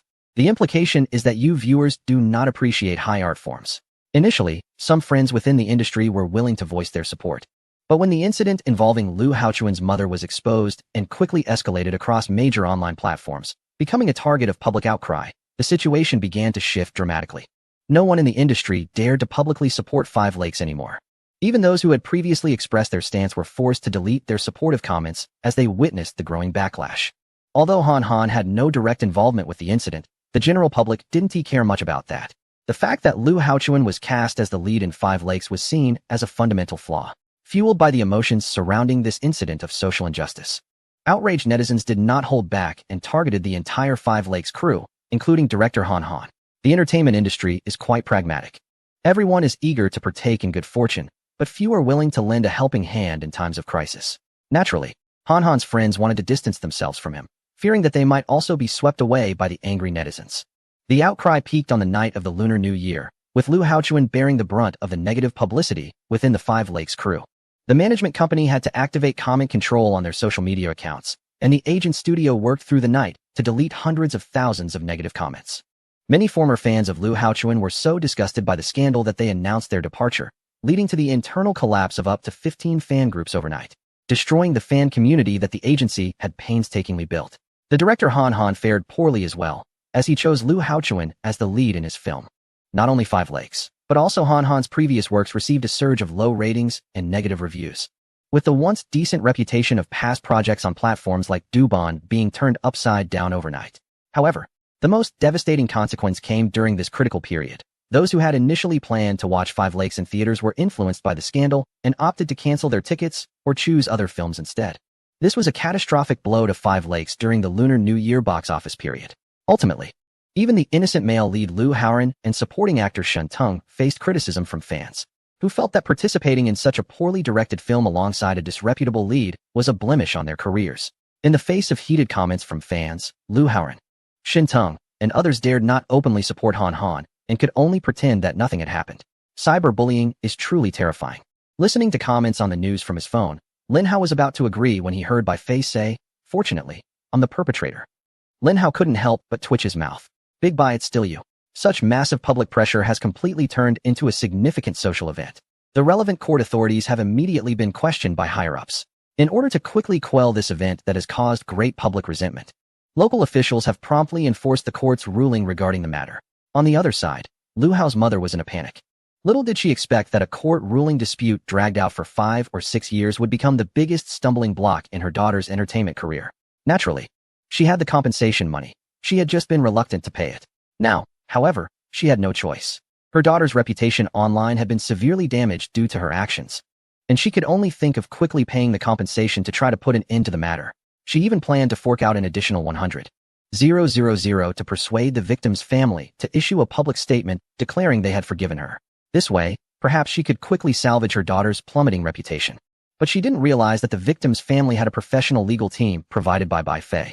Following the legal team's advice, after receiving the compensation that rightfully belonged to them, the victim's family refused the 100,000 as a gesture of forgiveness. Instead, they continued to sue for the other party's years of evasion and delay in compensation, with the legal team supported by Bai Fei taking full responsibility. Liu Hao's mother was completely dumbfounded. She had assumed that the other side would be like those small-town citizens who had never seen money before, and would be thrilled to cooperate with her for an extra 100,000. However, She underestimated the resentment the victim's family felt towards her. Compared to this so-called gesture of forgiveness, the victim's family was more interested in pursuing additional compensation through legal means with the help of by Faye's legal team. Thus, this matter showed no signs of calming down in the short term. Ultimately, under Bai Fei's encouragement, Lin Hao, representing the Elysium Space crew and Lu Lang's tech company, donated a set of high-end therapeutic prosthetics to the paralyzed girl, helping her regain her daily self-care abilities. This action received praise from many netizens and viewers following the case's developments. At the same time, it served as a good advertisement for the currently screening Elysium Space. Chapter 254. The people enjoy it. If you don't like it, who are you? Although the Spring Festival box office had only passed a day, the scandal had significantly impacted the performance of Five Lakes.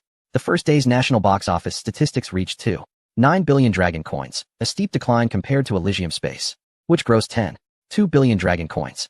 Bunny Bears, the movie maintained stable performance, ranking third with 2.1 billion Dragon Coins. The fourth-ranked film, Happy Sheep Movie, has fallen behind with only over 70 million in ticket sales. After the first day of screenings, major cinema analysis agencies updated their box office estimates for several films. Originally, Five Lakes was expected to reach a box office of 1 billion, but analysts now believe it has been affected by scandals, with projections dropping to less than 800 million. Consequently, the screening rate for Five Lakes has also been greatly impacted, reduced from an average of around 25 on the first day across major theaters to about 10 to 13. This adjustment is just a preliminary one while theaters are observing the situation. And if Five Lakes underperforms on the second day, its screening rate may be significantly lowered again. The screening slots taken from Five Lakes have partially been absorbed by the third-ranked film Bunny Bears, the movie, while some have gone to the top film Paradise Space and the fourth-ranked Happy Sheep Movie. Paradise Space boasts an impressive average screening rate of 65 across theaters, essentially dominating this year's Spring Festival movie market for non-children audiences. Moreover, based on audience reviews on various online platforms, Paradise Space has received much better word of mouth than Five Lakes. The battle scenes are very realistic, feeling even more exciting than similar Hollywood sci-fi films like Star Wars and Dune. On a scale of 100, I would give it 90 points, with the deduction being for the bald character played by Peng Yuyen, which made it hard for me to relate, as I've always been referred to as Peng Yuyen from Zomadian, which is a bit regrettable. The biggest surprise was the main cast of all villains, Hiroshi Sanada, Ma Dongxi, Jiang Wan, along with drug lord Pablo and Uncle Fried Chicken. Wow, they were simply stunning. The villains in the film were totally overshadowed by their presence. The movie is great, but I just want to point out that director Lu Lang's sci-fi elements are a bit too advanced. For instance, the planetary engines with heavy nuclear fusion in the Wandering Earth and the MP-3000 medical bed in this Paradise Space are just too sci-fi. Even after being severely injured, the character was able to recover completely. There are so many bloody scenes in the war sequences, which are thrilling to watch. But I can't help but wonder if director Lu Lang has some secret deal with the broadcasting authority. Such a bloody portrayal actually passed the review. I suspect this film might not have had a single frame cut and was released straight away. Setting aside the quality of the film, I feel like director Lu Lang might be too much of a stereotypical straight man. So far, in the 3 films he has directed, the depiction of women has been quite minimal. In Paradise Space, the female lead Li Qin only shows up at the beginning and end, and the female character with the most screen time is that foreign female villain. As a female audience member, I have reason to suspect that director Lu Lang might have some misogynistic tendencies. Indeed, I am a student at the Beijing Film Academy, and I heard that director Lu was dumped by his girlfriend right before graduation, which might explain his misogynistic mindset. Lu Lang was happily watching the audience's reactions to Paradise Space online when he suddenly came across a topic that mentioned him. Misogyny? Mental illness? What the heck? Shaking his head, he ignored these baseless speculations aimed at him. On various online platforms, most of the feedback from ordinary viewers regarding Paradise Space was positive. The stunning visual effects, adrenaline-pumping battle scenes, and a lineup of both domestic and international stars like Jiang Wan, Hiroshi Sanada, Ma Dong-suk, Pablo Escobar, and Uncle Fried Chicken delighted film enthusiasts. Additionally, Lu Lang made some script modifications to the original film, making the plot more coherent and the ending more uplifting, which suited the family-friendly theme. This was enough for regular viewers. However, unlike Woohoo, which received praise from critics but was rejected by the audience, Paradise Space enjoyed a good reputation among ordinary viewers, while some professional critics had mixed reviews. I admit this is the best quality film of the Spring Festival, but it is also the weakest of Lu Lang's 3 films. It clearly compromises artistic integrity for commercial appeal. Paradise Space is indeed good. If it were a Hollywood production, I would rate it 9 out of 10. But as a work by Lu Lang, the emotions expressed feel superficial, lacking a deep exploration of the character's psychological transformations, which disappoints me. After watching 2 installments of The Wandering Earth, my expectations for disaster sci-fi films have skyrocketed. Paradise Space seems to have a much lower intention compared to The Wandering Earth. Overall, it's undoubtedly a competent popcorn movie. It excels in commercial appeal, but falls short in artistry. To be honest, Liu Lang didn't take these comments from professional critics too seriously. He had a clear goal before adapting and shooting Paradise Space. The aim was to achieve high box office numbers and earn plenty of film technology credits. As for the artistic aspects of the movie and whether it would win major film awards, that was not a priority for Liu Lang. Breaking $1 billion in box office on the first day signifies that the public enjoys it. If you don't like it, who are you? Seeing this supportive comment from a critic, Liu Lang instinctively looked at the signature. It was from Bai Fei, the founder of the Golden Spittoon Award and a well-known critic. Upon seeing this verification, Liu Lang couldn't help but scratch his head. Brother Fei was indeed on his side. He really stepped up when it mattered. After the second day of the Lunar New Year, the box office situation for the entire Spring Festival had become crystal clear. In just 2 days, Paradise Space has achieved a total box office of nearly 2 billion Dragon Coins, continuing to lead the Spring Festival release period. Boonie Bears, the movie surpassed Five Lakes, securing the second position with 600 million Dragon Coins. On the second day, Five Lakes only added less than 80 million to its box office, leading to major cinema chains completely abandoning it, resulting in another cut in its screening rate. As the screening rates gradually stabilized, the box office performances of several films during the Spring Festival also became steady. The team behind Paradise Space finally found some time to focus on the overseas market. Chapter 255. Entering North America. The original plan for the Paradise Space crew was to conduct a series of 260 promotional screenings across the mainland and overseas in January. But this was paused after about a week. This was not solely due to the fatigue of the crew members from the promotional activities, although that was a factor.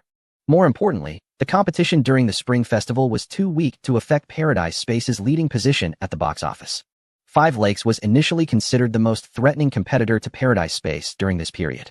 However, due to scandals and negative reviews from audiences, it quickly fell out of the top tier after just 2 days of release.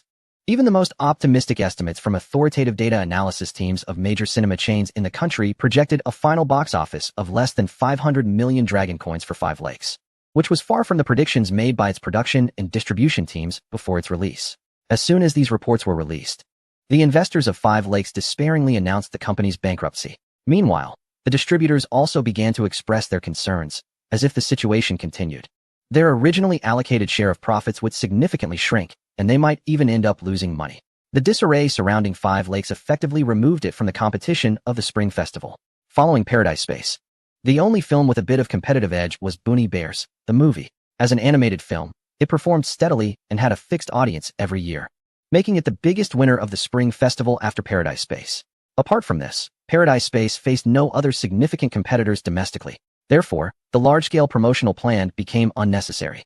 Additionally, Paradise Space received approval for overseas screenings, with coordination from Dragon Shadow Group. It is scheduled to simultaneously enter the film markets of over 100 countries in the third week after the domestic Spring Festival release. Notably this time, North America did not refuse the release of Paradise Space. The film does not contain elements that allude to the failure of the Moon Return plan, which allowed it to finally be approved for release in North America. Regarding the preliminary promotions in these overseas markets, Liu Lang had already devised a plan. Unlike the tight schedule during the domestic Spring Festival, the delayed entry into overseas markets provided the production team of Paradise Space with more time to prepare for promotions. In the film markets of over 100 mainstream countries, the promotional focus for Paradise Space naturally varies. In the island region, the central figure in posters and trailers is Hiroyuki Sanada, known for his role in All Bad Guys. Sanada is a household name and a national treasure in the island country. Portraying a character similar in temperament to his own, a leader of a gang, has certainly attracted the attention of the local audience. The situation in the cold country's film market is somewhat similar, although Ma Dong-seok's status cannot be compared to Sanada's. The presence of a renowned cold country star in such an international production is enough to make the local audience feel proud.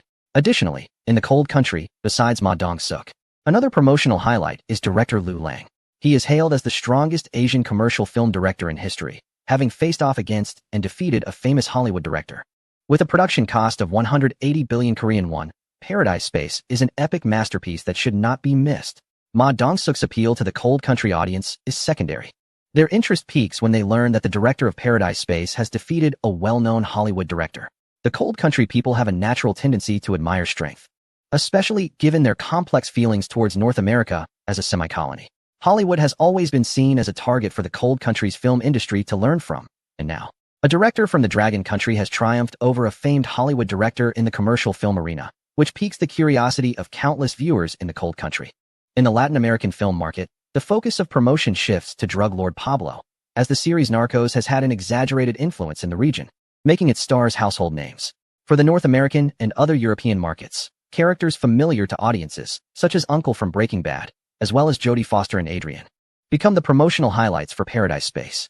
This promotional strategy is a tactic previously used by Hollywood films to market globally, and Liu Lang's application of it to Paradise Space feels entirely fitting. Online platforms and offline cinemas are beginning to lay the groundwork with various trailers and promotional posters. The creative team of Paradise Space is also preparing to go on a promotional roadshow to several major overseas markets. Unlike the domestic situation, the distance to each overseas market is significant, leading to a decentralized promotional approach. The cold country market centers around Ma Dong-suk, while the island market focuses on Hiroyuki Sanada. After an initial round of promotion in the Asian region, the creative team will finally converge in North America. As the largest single film market overseas apart from the Dragon Country, the North American region is a key focus for the promotional team of Elysium Space. For various reasons, Liu Lang is unable to leave the country this time and can only communicate remotely with his team members, with 2 successful films from The Wandering Earth as a precedent. And the fact that the Chinese New Year season coincides with the off-peak period for the film market in certain regions. Major cinema chains in North America are quite cooperative with the promotion and release of Elysium Space. Various large posters and promotional trailers for Elysium Space are filling the top ticket-selling cities in North America, if the protagonist were not of Asian descent. Looking at the numerous Hollywood stars in the film, along with the adrenaline-pumping war scenes and stunning special effects, North American audiences would almost think that Elysium Space is a pure Hollywood film. After a series of promotional activities, the excitement for Elysium Space in North America has also been ignited. Countless North American viewers, critics, and media are curious about this film, which has already achieved excellent results in the Dragon Country market and even triumphed over Cameron's new work by an Asian director at the Cannes Film Festival, wanting to see what level it truly reaches. Chapter 256, Give North American Audiences a Shock. Jack is a film critic columnist for a Los Angeles newspaper.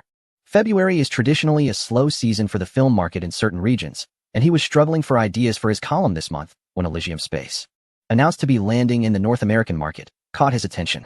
As a critic who prides himself on his professionalism, Jack did quite a bit of research before heading to the theater to watch Elysium Space. A director who has outdone Cameron? The new work from the director of the Wandering Earth series? 2 films with a combined global box office of nearly $3 billion? Jack did not think too highly of Liu Lang's victory over Cameron at the Cannes Film Festival, where he received the Palme d'Or. For someone like him in the North American film industry, the weight of the Cannes Film Festival pales in comparison to the Oscars and Golden Globes. Additionally, in recent years, the Cannes Film Festival has favored niche art films, increasingly distancing itself from mainstream audiences, which has led Jack to look down on the Palme d'Or. However, the fact that Liu Lang's 2 films have achieved a total global box office of $3 billion still left him astonished. He had naturally seen the first Wandering Earth, and in his opinion, its box office performance matched the film's quality. The second film, Wandering Earth 2, was banned in North America, and coupled with Jack's bias against films from third world countries outside of Hollywood and the mainstream European film market, he did not pay much attention to it. But the $3 billion global total box office still surprised him. After all, even in Hollywood, which he highly respects, very few directors can achieve such results. Could it be that this director from the Dragon Country has falsified data in the Dragon Country film market? The thought that a director from the Dragon Country could achieve such success was something he found hard to accept. As he was lost in thought, the lights in the cinema suddenly dimmed, signaling the start of the movie. Jack had bought a ticket for the first screening of Elysium, and the audience in the theater consisted of the first batch of viewers in the region, just like him. To his right sat a couple of white patrons, engrossed in each other, while on his left was an excited young black man who had likely just smoked something in the restroom.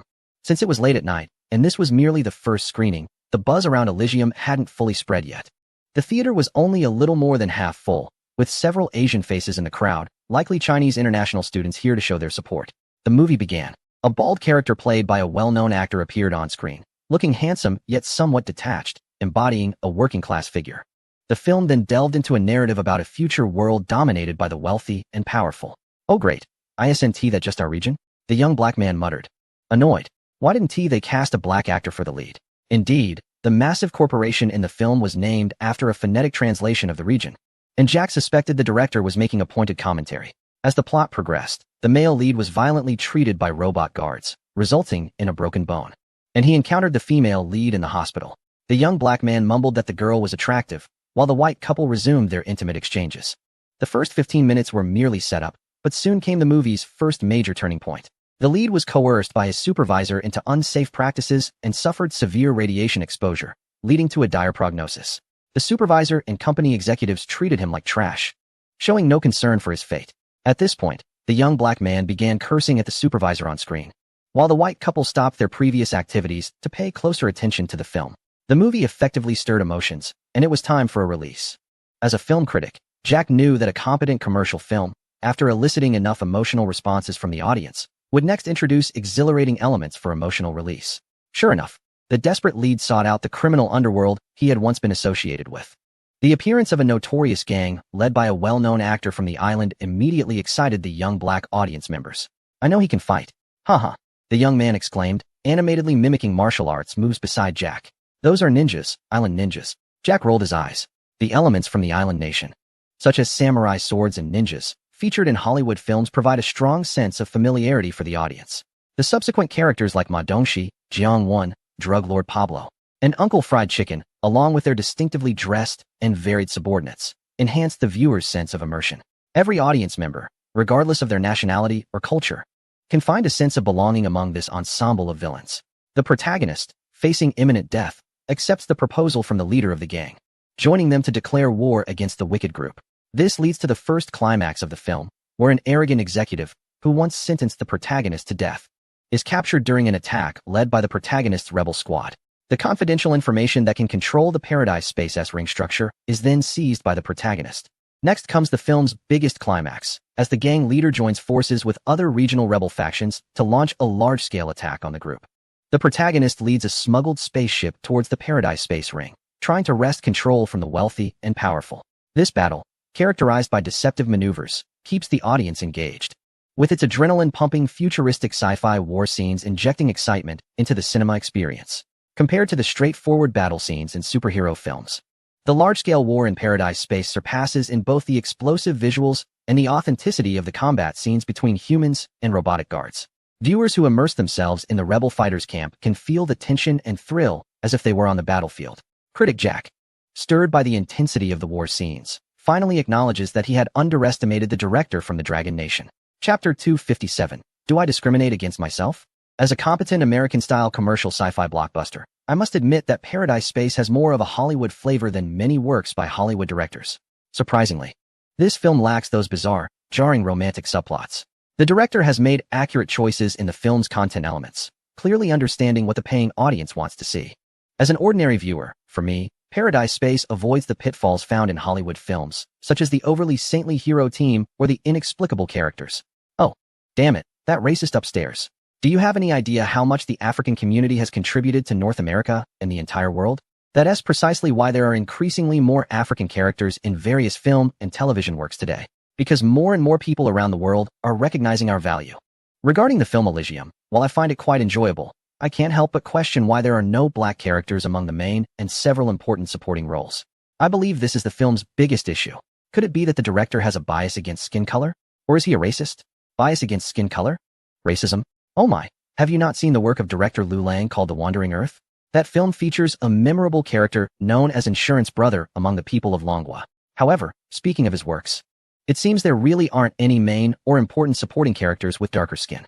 I strongly suggest replacing the film's protagonist with a black character before its release. I recommend Will Smith or Denzel Washington. I second that. In this era of increasing racial discrimination, I believe it is necessary for Elysium to express its stance on this issue. By the way, has no one noticed that all the villains in the movie are white? Jodie Foster, Adrian, and that evil conglomerate. The name clearly plays on a sound associated with North America. Haven't the white villains always been like this? I don't care about the white antagonists. I only care whether the value of our black community is represented in this film. Elysium must have a black protagonist. That's enough. The people of Longwood don't care about political correctness. Just wait and see if they even pay attention to you folks. Who are the white villains insulting? You damn racist. In the initial days following the release of Elysium, discussions among audiences, critics, and media in North America were mainly focused on the film's content itself. Without the constraints of political correctness, Elysium didn't have to worry about the opinions of so-called environmental organizations, vegetarians, the LGBTQ community, or various extreme cultural groups prevalent in the North American film industry. The entire Elysium, under Liu Lang's direction, was crafted into a fast-paced commercial sci-fi film. This approach has undoubtedly proven correct, as Elysium has performed significantly better at the North American box office compared to the first The Wandering Earth. Overseas audiences might not understand the unique romance that belongs to the people of Longwa, such as building a planetary engine to take the Earth wandering when the sun is about to be destroyed. To many foreign viewers, this seems somewhat puzzling. When the sun is about to go out, shouldn't the correct response be for humanity to build a spaceship to escape Earth? Why bother with the fate of the Earth? From Noah's Ark in historical mythology to the modern era, their thinking has never changed. The values expressed in The Wandering Earth can sometimes be difficult for audiences to understand. However, Elysium is a completely different story. The protagonist faces oppression from monopolistic corporations, and viewers find this scenario familiar. The protagonist is on the brink of death, forced to fight back against authoritarian rule and the oppression of the wealthy and powerful. Many viewers can strongly relate to this, as the everyday incidents of zero-cost purchases can be seen as a form of resistance against oppression. The wealthy and powerful live in a paradise-like state, free from worries about hunger, poverty, and disease, while the impoverished masses on Earth struggle to survive. Many viewers are moved to tears, reflecting on the criticized healthcare system and the overwhelming pharmaceutical corporations that leave the lower classes terrified of medical bills. For some, watching the film is like looking in a mirror. In comparison to The Wandering Earth, Elysium undoubtedly has a lower threshold for viewers. Coupled with its release during a slow season for films, Elysium quickly sparked a wave of interest in the European and American markets due to its solid quality. However, as more people watched Elysium, certain details that were previously overlooked began to be magnified. Are all the villains white? Is the corporation a veiled reference to certain regions? Why are all the lead roles played by actors from Asian and Latin American backgrounds? Why is there not a single actor of African descent among the main or supporting characters? These details, which might not even be considered issues in the domestic film industry, were quickly pointed out by politically aware viewers in North America. Is Elysium accused of racial discrimination? How could I, as the director, not know about this? When Liu Lang received the news from assistant director Lin Hao in North America, he was baffled. Were there not plenty of actors of color in the film? Ma Dongshi, Hiroyuki Sanada, Pablo Escobar, Uncle Chicken. Even the lead characters are played by individuals of Asian descent.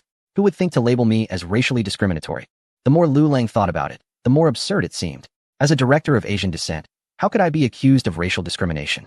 Many African-American professionals in the North American film industry protested in Los Angeles, claiming that the lead characters and important supporting roles in Elysium did not include actors from their community. They viewed this as a form of racial discrimination against them. Lin Hao was equally helpless. He never expected that such a minor issue would lead to Elysium being labeled as racially discriminatory. African-American community? Black people? This is ridiculous. Liu Lang then recalled how extreme political correctness has become in the film industry in Europe and America. After all, characters like Snow White, Cleopatra, and Ariel have started being portrayed by African-American actors. It seems reasonable that Elysium would face protests from the African-American community. Will this affect the box office of Elysium? Other places in the overseas market haven't encountered such issues. Only the region in question often faces unexpected troubles. Liu Lang even began to wonder if there was some kind of conflict with this region. There are some impacts, but whether they are good or bad remains uncertain for now. Hearing Lin Hao's words, Liu Lang was somewhat confused. With protests happening, how could it be a good influence? Dong Jie had already looked into it. Although protests in this region sound quite dramatic, such events happen frequently. Usually, when fuel prices, electricity rates, or natural gas prices rise, or even when daily necessities in large chain supermarkets become more expensive, protests tend to occur. Local residents have become accustomed to it, especially since the protesting group this time consists mainly of a specific demographic who have already gained a negative reputation here. Their uproar has indirectly promoted the movie. Dong Jie informed me that her company had previously conducted research on the entertainment market in this region. The data showed that over 80 of the moviegoers in the local film market have stable jobs and a certain level of income security. Although this demographic is large, many among them lack disposable income and do not represent the primary audience for the film. After Lin Hao's explanation, Liu Lang finally grasped the specific situation. Following the protests from the local demographic, the film's recognition in the region increased significantly. This kind of promotion is much more effective than the film crew's self-initiated marketing. Regarding racial discrimination, the lack of major actors from this demographic in the film, although it dissuaded some viewers, piqued the interest of many Asian, Latino, and white audiences. In today's climate, finding a film in this region that hasn't been tainted by political correctness is incredibly difficult. Many claim to support political correctness, but only they know how much they actually despise it. Now, with a film that dares to challenge political correctness, they feel compelled to support it. Thus, under the protests from the local demographic, the film unexpectedly gained traction at a faster pace in this region. Even those who are completely uninterested in sci-fi films have heard quite a bit about it during casual conversations, which Liu Lang did not anticipate. On another front, the stars from this region, such as Jodie Foster and Adrian, are the ones most affected by the film's breakout. The film's popularity in the region is a double-edged sword for the local actors. It brings them much-needed attention and buzz, but also places them in a precarious position. Jodie, can you share why you decided to participate in this film and take on the role of a villain? Were you informed that you would be playing the main antagonist when you accepted the director's invitation? Some viewers in a certain region believe that you, as an actor with citizenship from that area, played a villainous role in a film that may imply or target that region. Some extreme viewers even labeled you as a traitor. What are your thoughts on this matter? Upon hearing the reporter's question, Jodie Foster's expression stiffened. In the film, there are several actors with citizenship from that region, such as a well-known actor known for his fried chicken and the male supporting actor. However, the fried chicken actor plays a positive role, and he is also a person of color. The supporting actor has limited screen time and does not attract as much attention as others. Only she, Jodie Foster, has received 2 Academy Awards, 3 BAFTA Awards, 1 Screen Actors Guild Award, and 3 Golden Globe Awards, even earning the Lifetime Achievement Award from the Golden Globes. For viewers from that region, Jodie Foster is the quintessential representative of their identity. For such a well-known actress from that region to play the main villain in this film is absolutely unacceptable to many viewers with severe racist views. In their eyes, it would be as shocking as a prominent figure from another area playing a traitorous role in a film directed by a director from a different region. Fortunately, the team behind the film had already prepared for such situations and had communicated their talking points with Jodie Foster. Taking a deep breath, Jodie Foster's expression became serious. I believe the viewpoints of these viewers are extremely one-sided and narrow-minded. The art of film knows no borders. It is an immense honor for me to collaborate with director Liu Lang and many outstanding colleagues from the crew to create such a wonderful film. Within the crew, there are not only individuals from that region, but also people from various countries, including those from cold regions, islands, and Latin America. There is no issue of narrow nationalism here.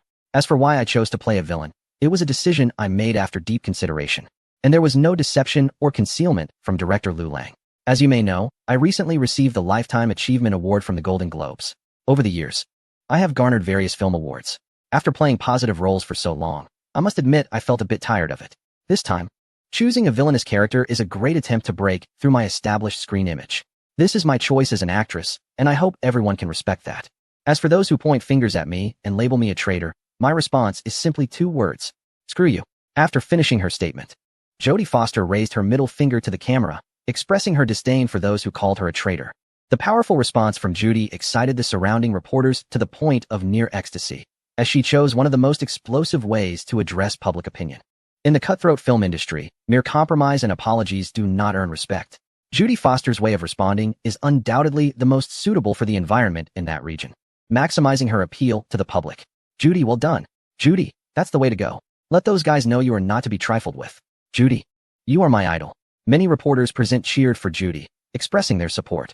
Not far from the crowd, Dong Yinling quietly watched this scene, a slight smile on her lips. Chapter 259, Golden Eagle. Songlong. A public relations storm surrounding the Elysium crew quickly dissipated thanks to their efforts. Even though many African-American groups in Los Santos were still protesting, the most they could do was apply some pressure on the Hollywood Actors Guild regarding racial issues. However, Elysium, along with director Liu Lang, hails from a country outside that region. The Hollywood Actors Guild could not exert any substantial influence over them.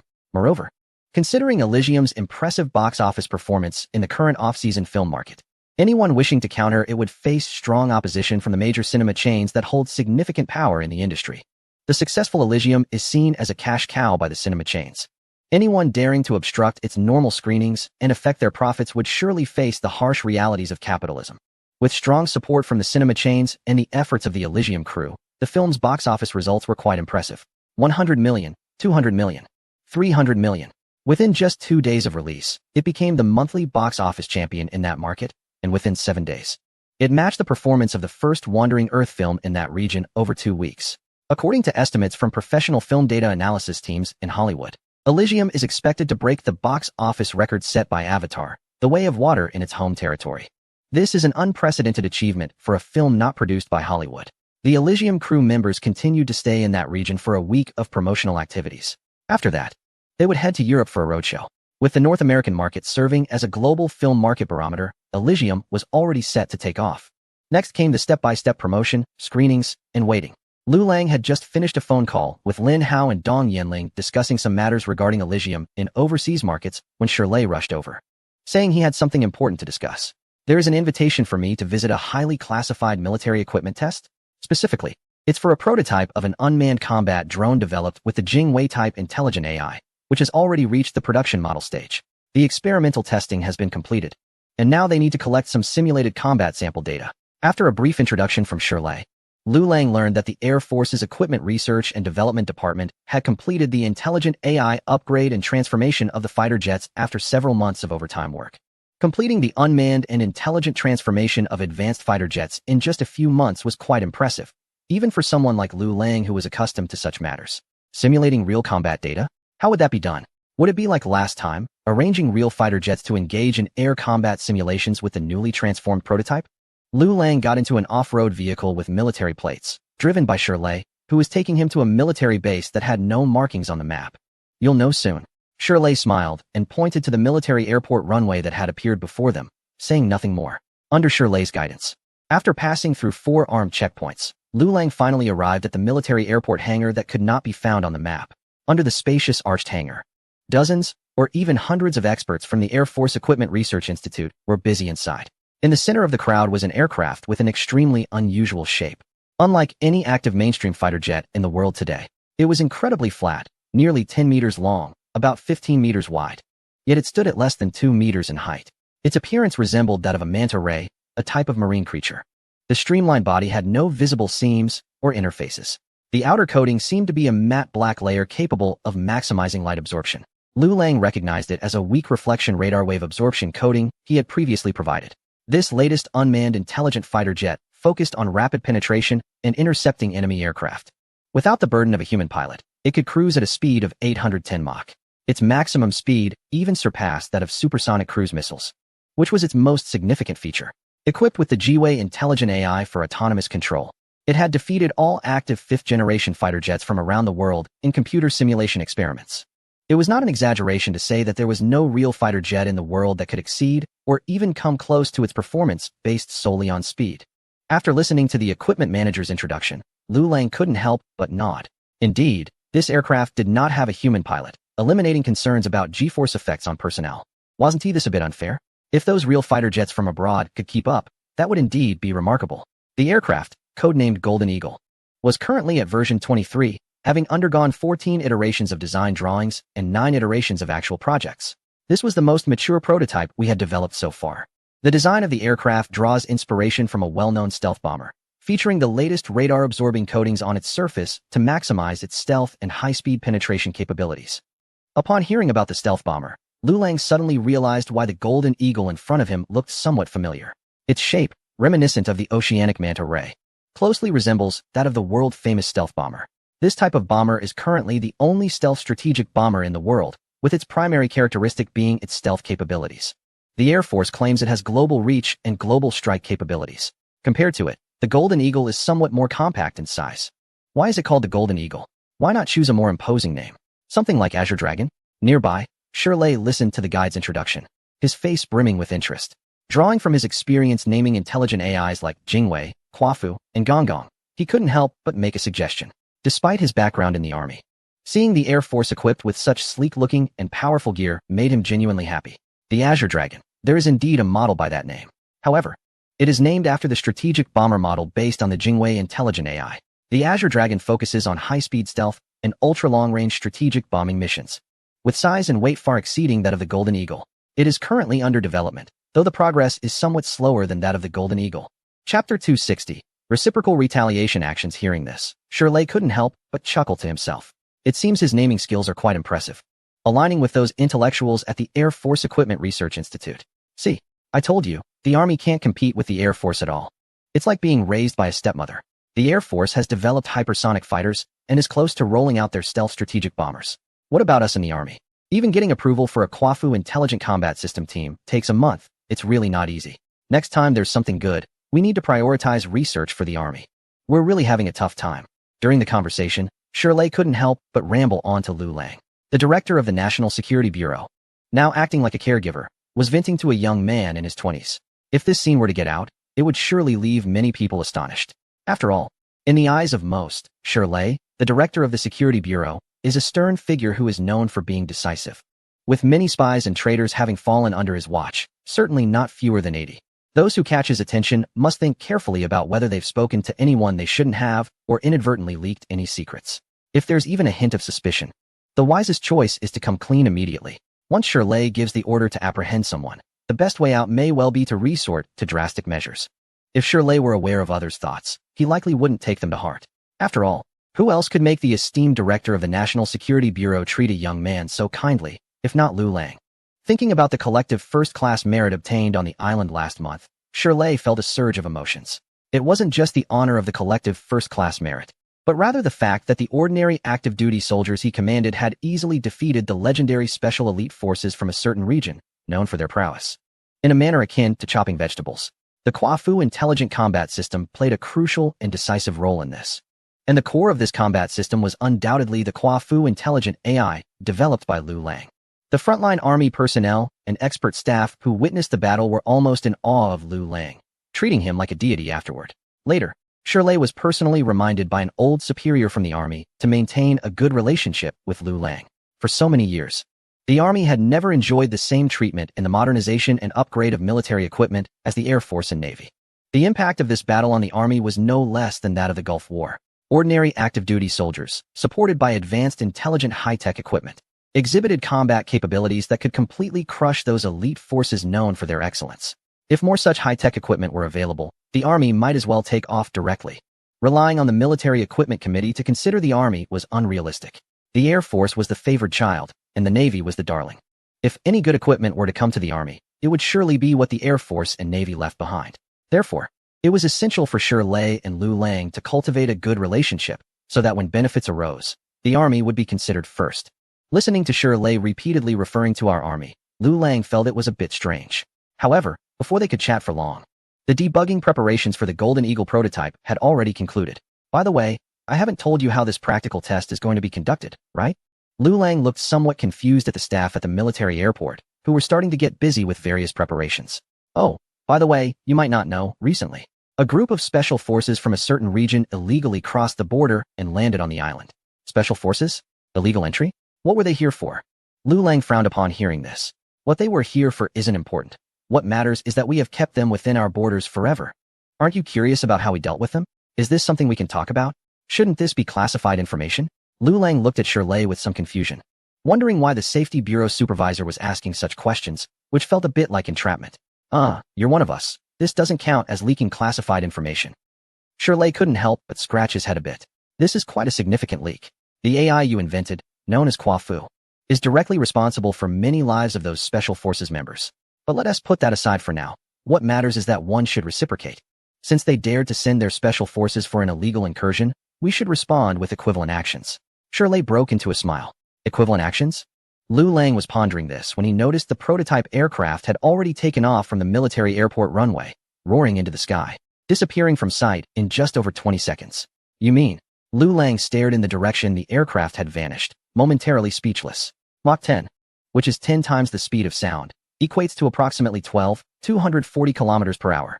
Given the aircraft's cruise speed of 810 Mach, it would take about 10 minutes to reach this area. In the operations command room of the military airport, an Air Force officer was briefing Lu Lang and Shirley about the mission. The area indicated on the map corresponded to the coordinates 35, 17 and 139, 40, which is the North American military base in Yokosuka. Are we really going this big? Is this real combat? Lu Lang was astonished to learn that the target for the aircraft was a North American military base located on an island. The aircraft was unarmed, and this operation was an equivalent illegal incursion into airspace, just like the previous illegal entry by the Special Forces. According to the Air Force officer, within 10 minutes, the aircraft had already reached the waters near the island, over 1,000 kilometers away. Soon, the island's air defense radar would detect the aircraft. At that point, they would scramble fighter jets to intercept it. Then, the aircraft would use its high-speed maneuverability to breach the territorial waters right in front of them. Finally, it would accelerate and leave the airspace before the base could respond. With the aircraft's speed exceeding Mach 10, even air defense missiles would be left in its wake. Just as the Air Force officer finished speaking, the electronic map displayed the aircraft's position already inside the island's territorial waters. However, nearly a minute later. As the aircraft approached the boundary of the Yokosuka military base, there was still no radio communication or any sign of intercepting fighter jets from the ground. Could it be that the stealth capabilities of the aircraft are so effective that their radar hasn't picked it up? Chapter 261. Gently awakening the sleeping soul. Upon hearing Shirley's words, the entire command room fell silent. It is a possibility. But the island uses the air defense system from another nation. It shouldn't be possible for them to take so long to detect the aircraft. The Air Force officers present stared anxiously at the electronic information screen and the real-time images from military monitoring satellites. In the satellite imagery, the aircraft had already crossed into the recognition line of the exclusive territorial waters multiple times. If it continued on this path, it would soon approach the air defense alert line of the Yokosuka base. What is the purpose of this air defense system near the island nation? The situation is approaching the coastline rapidly, and yet nothing has been detected? The Air Force personnel in charge of the operations found themselves in a dilemma. They arranged for fighter jets to patrol near the territorial waters of the island nation, occasionally entering the borders of the other side, which could be seen as military provocation. This is quite similar to the previous actions taken by a certain foreign force during their operations. However, if a specific aircraft approaches the coastline or even enters the airspace of the island nation, it would no longer be a simple military provocation. It would be an outright affront to the sovereignty of the island nation. Being approached by a foreign military aircraft in their own airspace is undoubtedly the most blatant insult to the island nation's air defense system. For the military base providing security services in the region, it is also a severe embarrassment. Reducing cruising speed and altitude and getting closer to the coastline sends a clear message to the other side. We are here. After a moment of contemplation, the Air Force personnel issued the next directive. Since the other side did not respond promptly to the arrival of the aircraft, they had to take the initiative to remind them. 50 nautical miles off the coast, a vessel from the island nation's self-defense forces was conducting routine patrols. The distance from the military base was not far, and the officers and soldiers aboard the vessel were quite relaxed. For them, the foreign military is the most powerful force in the world, and the base is only a few dozen kilometers away. In this context, the patrol mission on the vessel felt exceedingly safe. After finishing lunch, the commanding officer lay back on a deck chair on the ship, enjoying a peaceful afternoon. Don't ask why there are deck chairs on a military vessel. The hierarchical mentality in the island nation is almost pathological. As the highest-ranking officer on the ship, the commanding officer enjoyed almost imperial treatment. Except for the foreign military personnel at the base, he was certainly among the top echelons in the Southern Fleet. Thus, taking a break on deck to enjoy some sun was completely normal. However, just as he began to feel drowsy, a loud roar overhead startled him awake, nearly shattering his eardrums. In a panic, he looked up to see a strange, dark aircraft flying low overhead. In the blink of an eye, it zoomed past the ship. This is outrageous. These reckless foreign soldiers, do they have no respect for the law or regulations?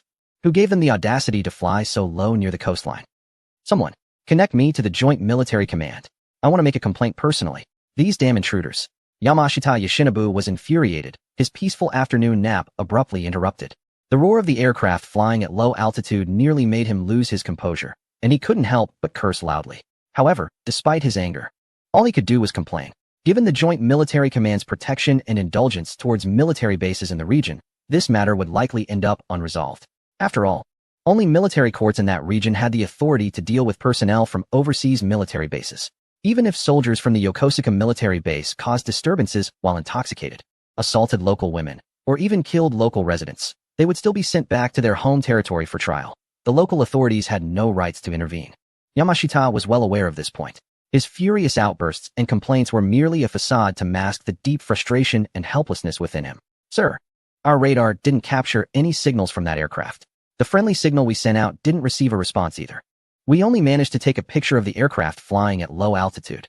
To file a complaint, one must have evidence, such as radar signals and the corresponding aircraft identification number. How could there be no captured signals? At that altitude, how could there be no radar feedback? Still seething with anger, Yamashita directed his frustration at the duty officer. But as he spoke, he suddenly sensed something was wrong. What did you just say? That aircraft did not respond to our friendly signal. To prevent friendly aircraft from being mistaken for enemy targets, which could trigger air defense missiles or Aegis destroyers, all aircraft flying within friendly airspace, whether belonging to the self-defense forces or the Yokosuka military base, were required to have friendly identification devices installed. Once they detected radar scanning, they would automatically respond with specific friendly identification signals, allowing ground defense forces to recognize them as allies.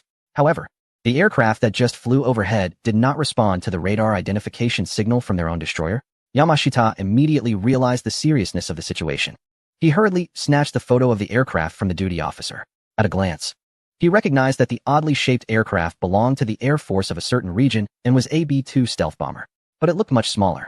No, there isn't even a B-2 stealth bomber stationed at the Yokosuka military base. Realizing this, a layer of cold sweat broke out on Yamashita's forehead. A highly stealthy aircraft, very likely an enemy craft, was heading towards the Yokosuka military base. Where did it come from? What did it intend to do? If it launched an attack on the Yokosuka military base, what terrifying changes would it bring to the regional and even global military landscape? Thinking of this, Yamashita Yoshinobu's heart began to race uncontrollably. Immediately, right now, report to the Joint Military Command. An unidentified aircraft is invading our territorial airspace, requesting air defense forces to intercept. Yamashita nearly shouted the order to the crew.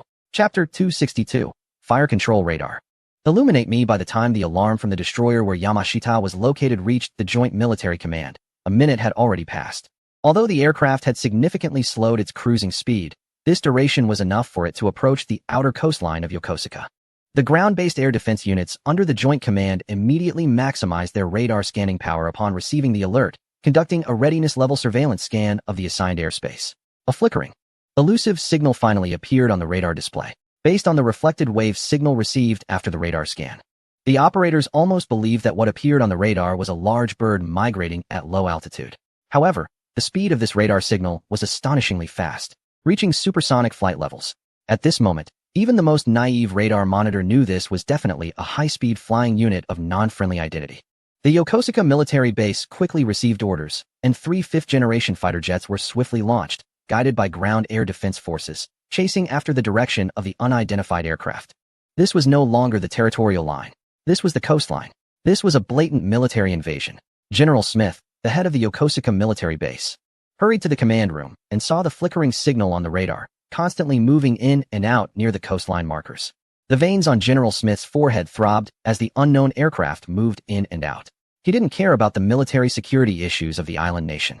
What concerned him was that as the highest leader of the Yokosuka military base, the airspace under his jurisdiction was being invaded by an unidentified military aircraft, which would certainly lead to accountability back home.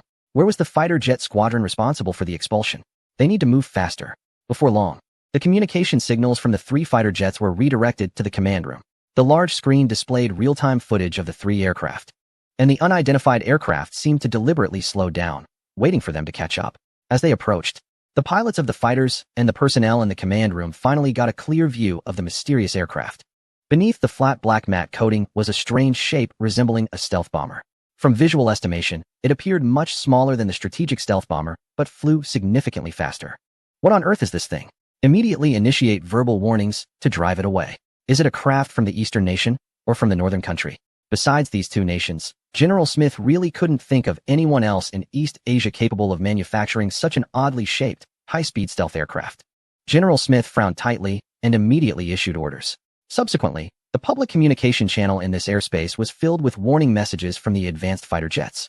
Announcements were made 3 times in English, Chinese, and Russian, signaling the unidentified aircraft to cooperate and make an emergency landing at the nearest airport for inspection. However, the aircraft did not respond at all and showed no intention of cooperating with the fighter jets for an emergency landing. Sir, this is a stealth aircraft. There's no pilot in the cockpit. No, this aircraft doesn't even have a real cockpit. As the pilot of the fighter jet exclaimed, everyone in the command center saw the extremely flat fuselage of the opposing aircraft as their own jets approached. The fully covered, streamlined matte body had no bulges typical of regular fighter jet cockpits. Damn it, could it be a large drone? But how does it solve the signal transmission delay issue? General Smith was in a state of confusion, speculating wildly. In the video feed, the mysterious aircraft seemed dissatisfied with being surrounded by the 3 fighter jets. It shook its wings and accelerated, instantly breaking free from the encirclement. The enemy aircraft intends to escape, requesting permission to fire. Repeat, the enemy aircraft intends to escape, requesting permission to fire. Seeing that the aircraft, which had been deemed a captive, was about to escape, the 3 fighter pilots urgently requested permission to engage. Denied. Absolutely not allowed to fire first, unless the enemy uses weapons first. Without hesitation, General Smith immediately rejected the pilot's request to open fire. The pilots were thinking about the accolades and military achievements from shooting down the enemy aircraft. But as the highest commander of the military base in the region, General Smith had much more to consider. If this were in a war-torn area of the Middle East, facing a militarily weak country, he would not have seen any problem with firing first, or even with initiating an invasion. But this was East Asia, with two military powers present. Any proactive act of firing would trigger a series of chain reactions, and even the most powerful nations would need to weigh their actions carefully. Moreover, the mysterious aircraft had no missiles or weapons attached beneath its fuselage, seemingly lacking any offensive capability. After receiving clear instructions, the pilots of the three fighter jets had to abandon their plans to use missiles against the aircraft and instead accelerated to pursue it. They still did not give up on the idea of forcing it to land. However, the speed of the unidentified aircraft far exceeded their expectations. The F-35, with a maximum speed of only 1.6 Mach, could not catch up to the aircraft in front, even with its engines running at full power. Damn it. This thing has at least 2 to 3 Mach in maximum speed. I can't catch up. God, I can barely see the tail flame of that guy anymore. Requesting to open fire. General Smith was frowning, contemplating how to respond, when he suddenly heard a shout from the three pilots of the advanced fighter jets.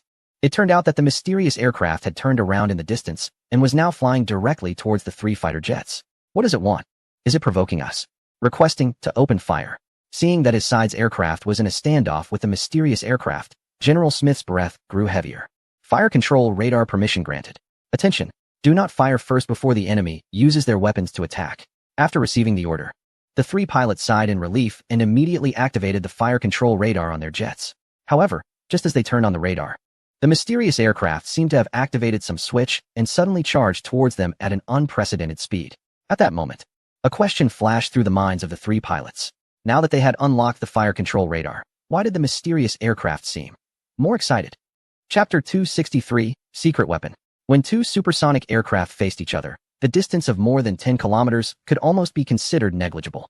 The three pilots had just activated the fire control radar and hadn't even had time to aim at the mysterious aircraft when it suddenly closed in on them in an instant. Evade. Evade. Damn it, what does it want? Does it want to take us down with it? Target lost. Repeat, target lost. Oh my god. Alpha is under attack. It's smoking and falling towards the sea below. Mayday. Mayday. Mayday. I have lost control. Engine failure. Preparing for emergency landing. Repeat. I have lost control and am falling. Emergency landing conditions cannot be met. Attempting to eject. Bang in just over 10 seconds. The terrified shouts of the three fighter pilots filled the operations command room at the military base. Listening to their cries and the intermittent video footage being transmitted from the three jets, General Smith felt as if his heart was tightly gripped by an invisible hand. After another 10 seconds, the footage from the two remaining fighter jets finally stabilized. In the video, the formation of three fighter jets had already been reduced to two, with one having crashed into the sea, resulting in a dazzling fireball erupting on the surface. The pilot who ejected from the aircraft seemed to have a problem with the parachute pack, falling awkwardly and rapidly towards the sea.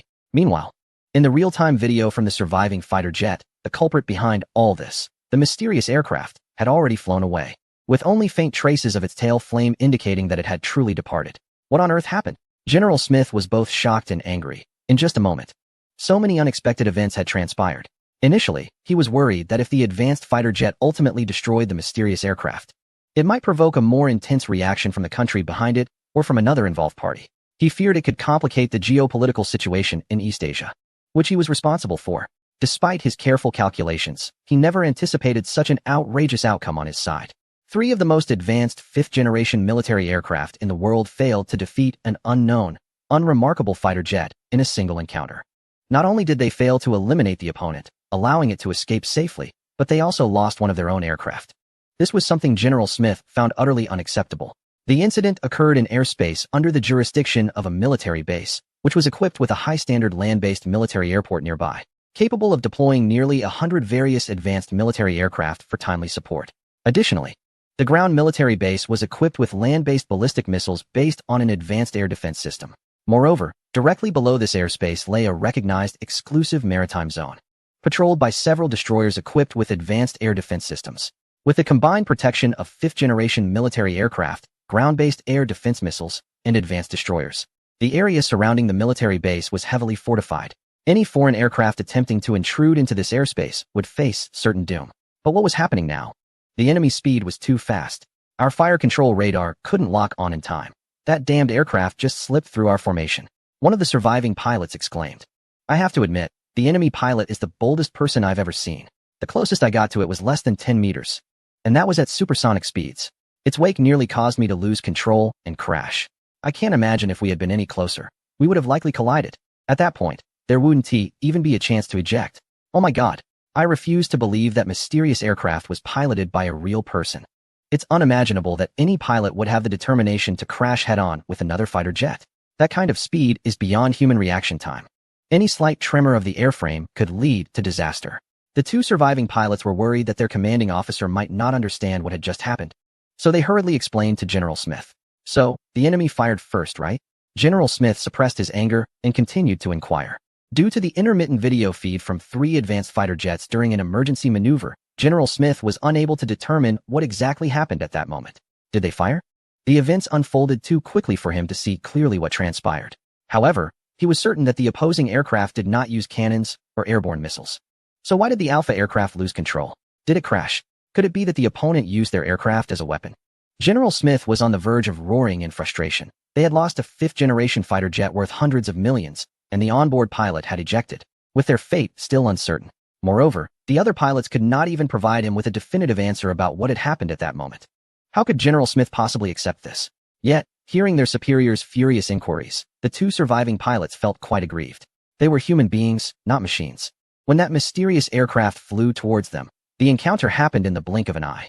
In that fleeting moment, as pilots, they had to do everything possible to maneuver their aircraft to avoid a collision while also trying to manage the wake turbulence caused by the mysterious aircraft's rapid passage to prevent their own jet from losing control. Achieving that was already the limit of what they could do as real pilots. There was no time left to observe what happened to the other aircraft during their brief intersection.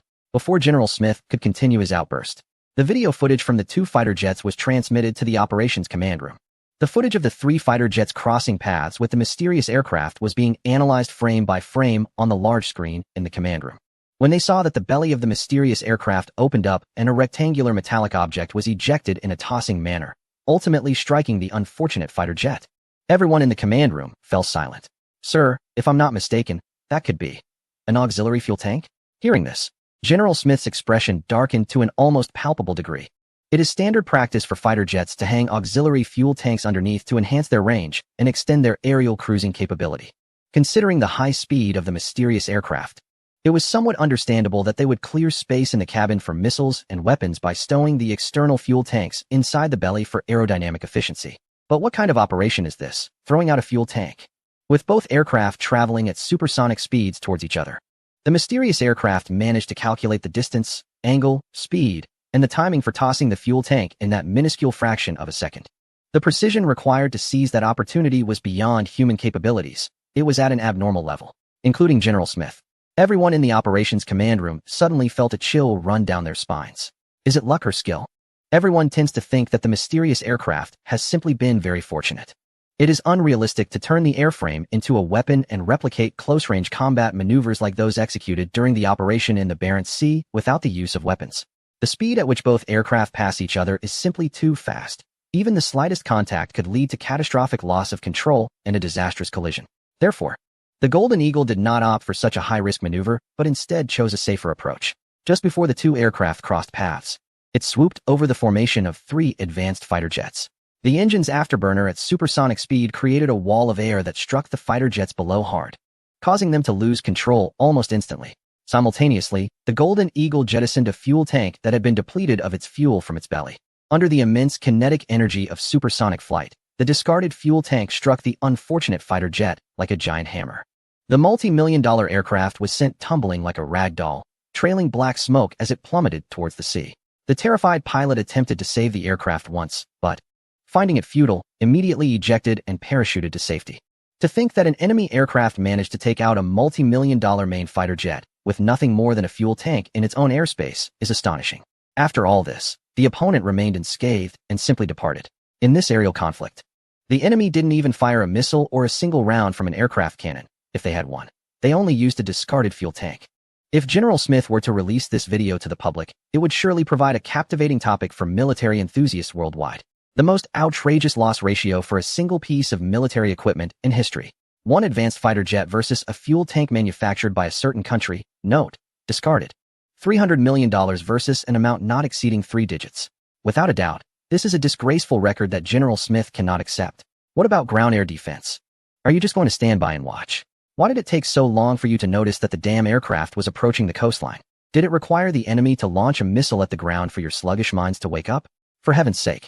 You are even more disappointing than those self-defense forces from the island nations. Looking around, General Smith quickly directed his anger at the Ground Air Defense Department, which had been almost entirely ineffective throughout the incident. The air defense system that the military had always taken pride in showed no signs of effectiveness during this event. The surface-to-air defense missiles at the military base have not reacted at all. The mysterious aircraft moves around the island nation as if it were in an uninhabited area. If the opposing side hadn't lowered its flight altitude and speed, ordinary soldiers might have detected the aircraft's movements faster than radar. However, no matter how much General Smith cursed, it was futile. As long as the radar couldn't detect the mysterious aircraft, the defense missiles in the military base would just be a pile of useless metal. After leaving the vicinity of the island nation, the mysterious aircraft sped westward, eventually disappearing into layers of clouds. Under General Smith's orders, the military base deployed numerous military and civilian monitoring satellites to try to determine which power the mysterious aircraft belonged to. Just as the base was bustling with activity, the intelligence department finally made progress. Sir, before the mysterious aircraft left, it sent a plaintext telegram on the air traffic control public channel. What did it say? Port Island, SEAL Team 6. Unbelievable. Truly unbelievable. In a military airport that was not marked on any map, the successfully completed mission of the aircraft is now quietly parked in a hangar, receiving the awe of onlookers. It had approached the enemy coastline, even nearing their core military base, and managed to escape after being pursued by enemy aircraft.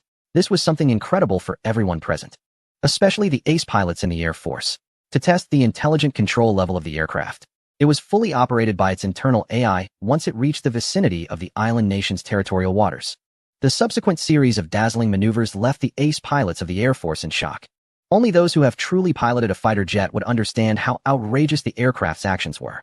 Under the premise of ensuring its own safety, deter enemy aerial units. This was the core instruction received by the aircraft. It was using its speed to intimidate the enemy while circling with 3 fighter jets. But when the enemy's fire control radar was activated, the aircraft assessed that the enemy had the capability to retaliate. Immediately, before the enemy's radar could lock onto it, it initiated a higher level of deterrence. The engine's exhaust, creating an air wall, along with discarded auxiliary fuel tanks, became the most suitable weapons it could use under the conditions of not being equipped with air-to-air missiles, taking into account its own mass, speed, and environmental conditions. This subjective initiative on the battlefield, supported by powerful computing power, as well as the control over the complex battlefield environment, amazed everyone. Just as the Air Force Equipment Department was still optimizing adjustments based on the aircraft's real combat data, the official side also issued a series of announcements regarding the incident at the military base. Chapter 265. Turning a funeral into a celebration, we strongly condemn and protest against the recent incursions of aircraft belonging to the Dragon Nation into the coastline of the island nation. The military aircraft from a certain country openly disregarded international treaties by intruding into the airspace over the territorial waters of an island nation and continued to encroach upon the airspace above the coastline. Following the incident, a military base in a certain region quickly dispatched 3 advanced fighter jets to carry out expulsion operations. Ultimately, they successfully drove the intruding aircraft out of the area, effectively safeguarding the airspace security of their military partners in East Asia. During this period, 3 pilots bravely confronted the enemy. Among them, Captain White Hanks, in an effort to save his aircraft, missed the optimal moment to eject and parachute, resulting in a rapid descent into the ocean due to a parachute malfunction, leading to multiple fractures. He is currently in critical condition and may face severe long-term consequences. The military will honor him with commendations for his courageous actions during this incident. A reasonable explanation from the official representatives of the aforementioned country is needed regarding this matter. Any acts of military provocation against the regional powers and their allies will be viewed as direct provocations against them. Just 2 days after the incident, officials from a certain region shared a public statement from the Joint Command, pressing for an explanation from the aforementioned country, attempting to apply international public opinion pressure. Upon seeing this statement, individuals involved in the military response were left astonished. The statement claimed a successful expulsion, but in reality, it was a retreat on their part. The initial detection of the incident was exaggerated. If it weren't for the enemy aircraft deliberately lowering its altitude and speed, they might not have noticed the threat until it was too late. The so-called brave actions were questionable as well, given the damage caused by a discarded fuel tank nearly resulting in disaster. The situation where 3 jets were outmaneuvered by a single enemy aircraft Yet they still had the audacity to release such a statement, left those aware of the truth speechless. After reflecting on the statement, it became apparent why it was issued. Losing an aircraft valued at several $100 million could be downplayed, as it could compel the island nation to reimburse costs. However, the fate of the critically injured pilot and the breach of multiple layers of air defense posed a significant issue. The island nation is crucial to the military positioning in the region. The military base in question hosts many of the most advanced air defense systems and naval fleets. The fact that an aircraft from the aforementioned country managed to approach the perimeter of this critical military base was a shocking breach of security, comparable to a major catastrophe for the entire air defense system in the region. A massive investment of resources and manpower has been made to create what is claimed to be the strongest air defense system on the blue planet. However, when faced with the intrusion of military aircraft from a certain nation, it appeared completely unresponsive, like a deaf and blind entity, allowing the intruders to fly freely within its airspace. No matter how furious the military of the region might be, it would not be an exaggeration. Today, if military aircraft from that nation can roam freely in a certain island country, will they not be able to do the same over major cities tomorrow? Today, they merely made a brief appearance, dropping a discarded fuel tank and destroying an advanced fighter jet. Will they be able to appear unexpectedly over the mainland in the future? Perhaps even dropping a nuclear weapon for an even greater surprise? Reflecting on this, if I were the regional commander at a military base, the most pressing concern would undoubtedly be to minimize the impact of this incident. The public telegram issued by a certain individual before their departure undoubtedly provided the best excuse. Upon receiving this news, a senior military officer immediately understood that this was a retaliatory action by that nation in response to a previous incident at the island. Why should the Navy and intelligence departments create trouble that I have to bear the consequences for? In his anger, he promptly reported to the military headquarters, claiming that the foolish actions of the Navy and intelligence departments had led to a retaliatory military provocation by that nation against the defense zone managed by the Joint Command. Fortunately, thanks to the composed handling by the senior officer, the situation did not escalate into a major disaster. However, the Navy and intelligence departments must be held accountable for this matter. The officer wanted to shift the blame, but the Navy and intelligence departments naturally would not sit idly by. The heads of these two departments angrily retorted that the issue stemmed from the military base itself. If the air defense system's radar had detected the mysterious military aircraft earlier, the situation would never have reached this point. It was all due to the incompetence of the Joint Command in that region. The dispute over who was at fault escalated to discussions about the air defense system's equipment, ultimately leading to debates over military expenditures and other unrelated matters. High-ranking military officials and regional leaders exchanged heated accusations, their faces flushed. To an outsider, it might seem like a chaotic scene from a supermarket brawl over eggs. While the military officials continued their argument, the local authorities immediately began to exert international pressure on that nation. Several unclear images were presented as evidence, demanding a reasonable explanation from the officials regarding the recent intrusion. In response to the strong accusations from the local authorities, the officials from that nation quickly provided a rebuttal. First of all, there is no denial of the occurrence of this incident. But the official statement from the relevant country emphasizes that the aircraft was not equipped with any military weapons and is not a so-called military aircraft. The claims of deliberate provocation by the officials are completely unfounded. The aircraft was merely a large drone that lost signal and inadvertently entered the airspace of another region. As for the casualties among the pilots of the military aircraft at the military base, the official stance is that unless detailed evidence is provided, such as video footage, it will be regarded as deliberate defamation and will not be commented on. Finally, the official also released a video that shows the moment when a special forces unit surrounded an abandoned factory building in a suburban area. The well-equipped personnel in the video fully align with the image and operational characteristics that the special forces unit has consistently promoted. It is impossible to provide detailed operational footage of 3 military aircraft if those aircraft attempted to intercept the drone and failed, resulting in the loss of one. The release of such footage would be a significant blow to the military. As for the footage of a missile destroying a military aircraft, that would be even less likely to be released, as it would be an embarrassment to the military. There are even speculations that the official might be intentionally provoking them to release what could be considered a scandalous video. After all, if it were the officials, they would not miss the chance to humiliate the opposing military. In fact, the incident involving the missile was instantaneous. Within seconds, the aircraft had already left the scene at supersonic speed. The detailed footage of the incident, showing the destruction of the aircraft, was only captured by the 2 surviving aircraft. In response to the rebuttal from the relevant country, the officials quickly explained that the so-called special forces present in the region were merely international mercenaries and not under their jurisdiction or control. Both sides are engaged in a heated debate over the incident involving the special forces and the incursion of the military aircraft. The relevant country does not acknowledge that a military aircraft was present over the region, insisting that it was merely a drone that lost control and accidentally entered the air defense identification zone. The officials also refuse to acknowledge that the armed individuals in the region were special forces, claiming it is malicious defamation and emphasizing that if they were indeed special forces, why has no captured personnel emerged? The response from the officials effectively silenced the other side.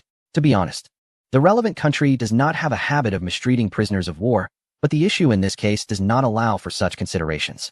In order to verify the combat effectiveness of the new intelligent military system, dozens of special forces members became casualties under heavy machine gun fire. It cannot be said that there were captives. When the order was given to the soldiers to search the abandoned building, there was not a single living person inside. Even on the ground, there were no intact corpses. The 127mm heavy machine gun bullets were something that the members of a certain elite naval unit had never experienced before. Being hit by a single 127mm heavy machine gun bullet would not just leave bruises on the body, but would rather result in severe dismemberment. Thus, the situation reached a stalemate. One side did not recognize the identity of the elite naval unit, while the other side denied the military invasion actions. As the head of the Security Bureau, a plan was devised to bring forth a certain white engineer who had been captured during a previous incident, along with several Asian operatives affiliated with intelligence departments, as evidence. The white engineer tearfully recounted a series of discriminations and unfair treatments he encountered while working in the military equipment department. He claimed that upon arriving here, he found his ideal place, and during his time in a special prison overseeing those operatives, he rediscovered the meaning of life. He felt that meals were tastier, sleep was more restful, and even wielding the whip against those operatives felt invigorating. He repeatedly stated that he would seize the hard-earned opportunity for labor reform, maintain a positive attitude, accept transformation, and strive to help those operatives achieve rebirth under the whip. The official authorities expressed their fury at the defection of this engineer.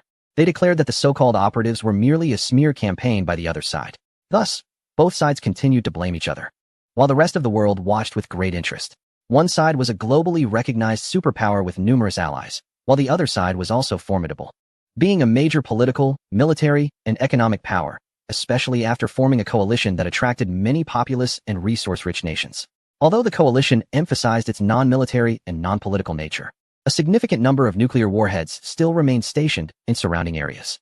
The superpower had its own core interest organization, while the coalition included various partners, showcasing significant strength in resources and population. The power dynamics between the two had reached a point where they were seen as evenly matched in the eyes of the world. The conflict between these two superpowers undoubtedly attracted immense global attention, particularly from military enthusiasts across various countries. It is hard to imagine that with the strength of the military's air defense system, the aircraft from a certain country could approach the military base's air defense alert zone. I have reason to suspect that this is a deliberate provocation, allowing the aircraft to enter in order to gain an advantage in international public opinion. Come on. If the radar can't detect it, then it can't detect it. How could they have intentionally let it in? What if that military aircraft carries heavy-duty missiles? How could a military base possibly allow it in on purpose? Is it really that difficult to acknowledge that our country has mastered the technology to produce high-speed, stealthy aircraft? The official statement from our country has already clarified that it was a non-military unmanned aerial vehicle, not some new type of military fighter jet. Please stop making baseless assumptions. Can your civilian aircraft really escape at hypersonic speeds under the surveillance of a military air defense system while being pursued by 3 active 5th-generation fighter jets? If it were truly a non-military model, then I wouldn't have a problem with your claims. I would even swim in a nuclear waste tank if that were the case. To the person from my country above, take it easy. If you keep talking like this, the relevant authorities might not hold back. The relevant authorities have been misleading for so many years. It's time for them to shut down.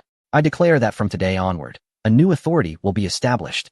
The discussions online are chaotic, and the focus of netizens from various countries has shifted from the initial public spat between the two countries to the mysterious aircraft mentioned in the statements and announcements. As the protagonist that triggered a diplomatic conflict between two superpowers, this high-speed stealth aircraft that invaded another country's airspace quickly attracted global attention.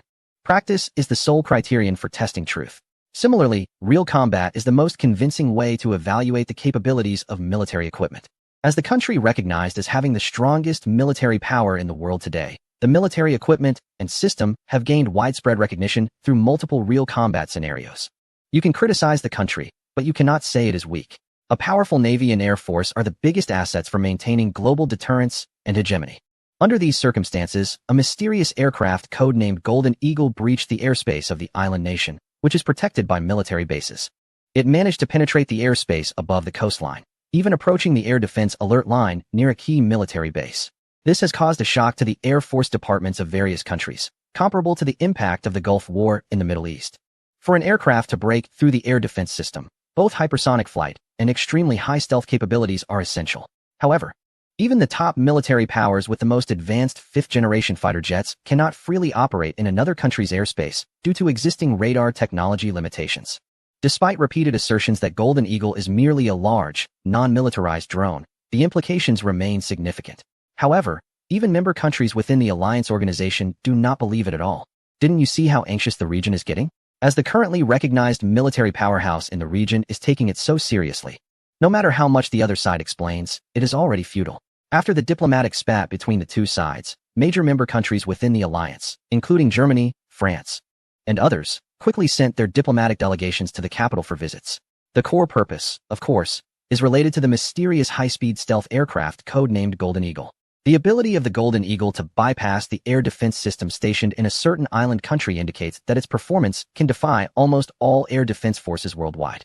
Since it is impossible to address the Golden Eagle's high-speed stealth capabilities by simply strengthening air defense in a short time, at the very least. They must understand this formidable Air Force equipment. If you can't beat them, join them. Just like facing the nuclear deterrence and threats from a nuclear power, the best response is to possess one's own nuclear weapons. Although it is known that the other side will not easily share the technology of the Golden Eagle, countries will certainly still make attempts. The simultaneous appearance of diplomatic delegations from Germany, France, and others in the capital immediately attracted the attention of countries around the world. Even other member countries of the alliance, such as a certain populous nation, wealthy nations in the Middle East, and others, hurriedly sent their diplomatic envoys, fearing they would miss out on this significant technological transaction. As the diplomatic delegations from several core member countries of the alliance arrived in the capital, even netizens from around the world noticed the change in the situation. Our nation has contributed to the alliance, even sacrificing blood. When the space elevator sky ladder was being constructed, we mobilized millions of infrastructure workers. The construction of the lunar base cost nearly 100 lives. Moreover, we are currently the most populous country in the world, and the other side needs us as a reliable strategic partner. Therefore, it is essential to prioritize sharing the technology of that mysterious aircraft with us. Come on, if it weren't for the protection provided by our country, your security forces sent to a certain region would probably not even be able to handle the pirates. Our military strength is well known and formidable. We possess the largest and most powerful nuclear arsenal in the world. Plus, we are one of the permanent members of the Council. If the other side wants a strong ally, we are definitely their best choice. Exactly, on this topic, if it isn't a permanent member country, I see no need to participate. Although our military strength is slightly inferior to theirs, in terms of political and economic power, we completely overshadow them. Aside from the region and the other side, we should rank third among the permanent members in terms of overall strength. If the people of the Dragon Country need it, the Hare Country is undoubtedly their most reliable ally, and this is beyond doubt. Therefore, I hope the Dragon Country can quickly share the technology of the stealth aircraft codenamed Golden Eagle with the Hare Country. Reliable? That might be the funniest thing I've ever heard. When we were attacking the Hare Country, you declared your surrender even before our armored units entered Paris. No one can occupy Paris before the Hare Country surrenders. If that's the case, then it is indeed quite reliable. I suggest the people of the Dragon Country carefully consider this choice of ally. The reason for our failures in both world wars was due to mistakenly choosing foolish allies. If we're talking about cooperation, Germany is definitely the best choice for the Dragon Country. Only by joining forces can we achieve greatness again. As for us wealthy folks in the Middle East, we don't lack money. How much do you need for this technology? The Dragon Country brothers can name their price. If there's any haggling, it counts as our loss. Baba Yang. We are not picky. We can accept any slightly outdated technology as well. The progress of the diplomatic missions of the Alliance organization in the imperial capital is still unknown, but online. Netizens from member countries of the Alliance are already buzzing with discussions. Among them, the most satisfied are the netizens from the Dragon Country. After the successful construction of the Sky Ladder space elevator, the failure of the lunar return plan, and the recent developments regarding the Golden Eagle hypersonic stealth aircraft, the status of netizens from the Dragon Country on the global internet has risen sharply.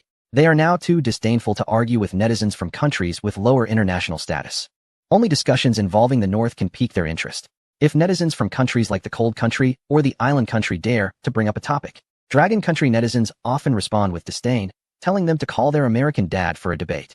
After that, netizens from member countries like Germany, France, and others often join in to mock them, driving the cold country and island country netizens to the brink of exploding with anger. For a time, the internet in the Dragon Country and even globally was filled with a warlike atmosphere. Domestic netizens are convinced that the government has developed a groundbreaking high-speed stealth fighter, which is much more advanced than the J-20. This has left Shirley, the head of the Security Bureau, very worried. Chapter 268.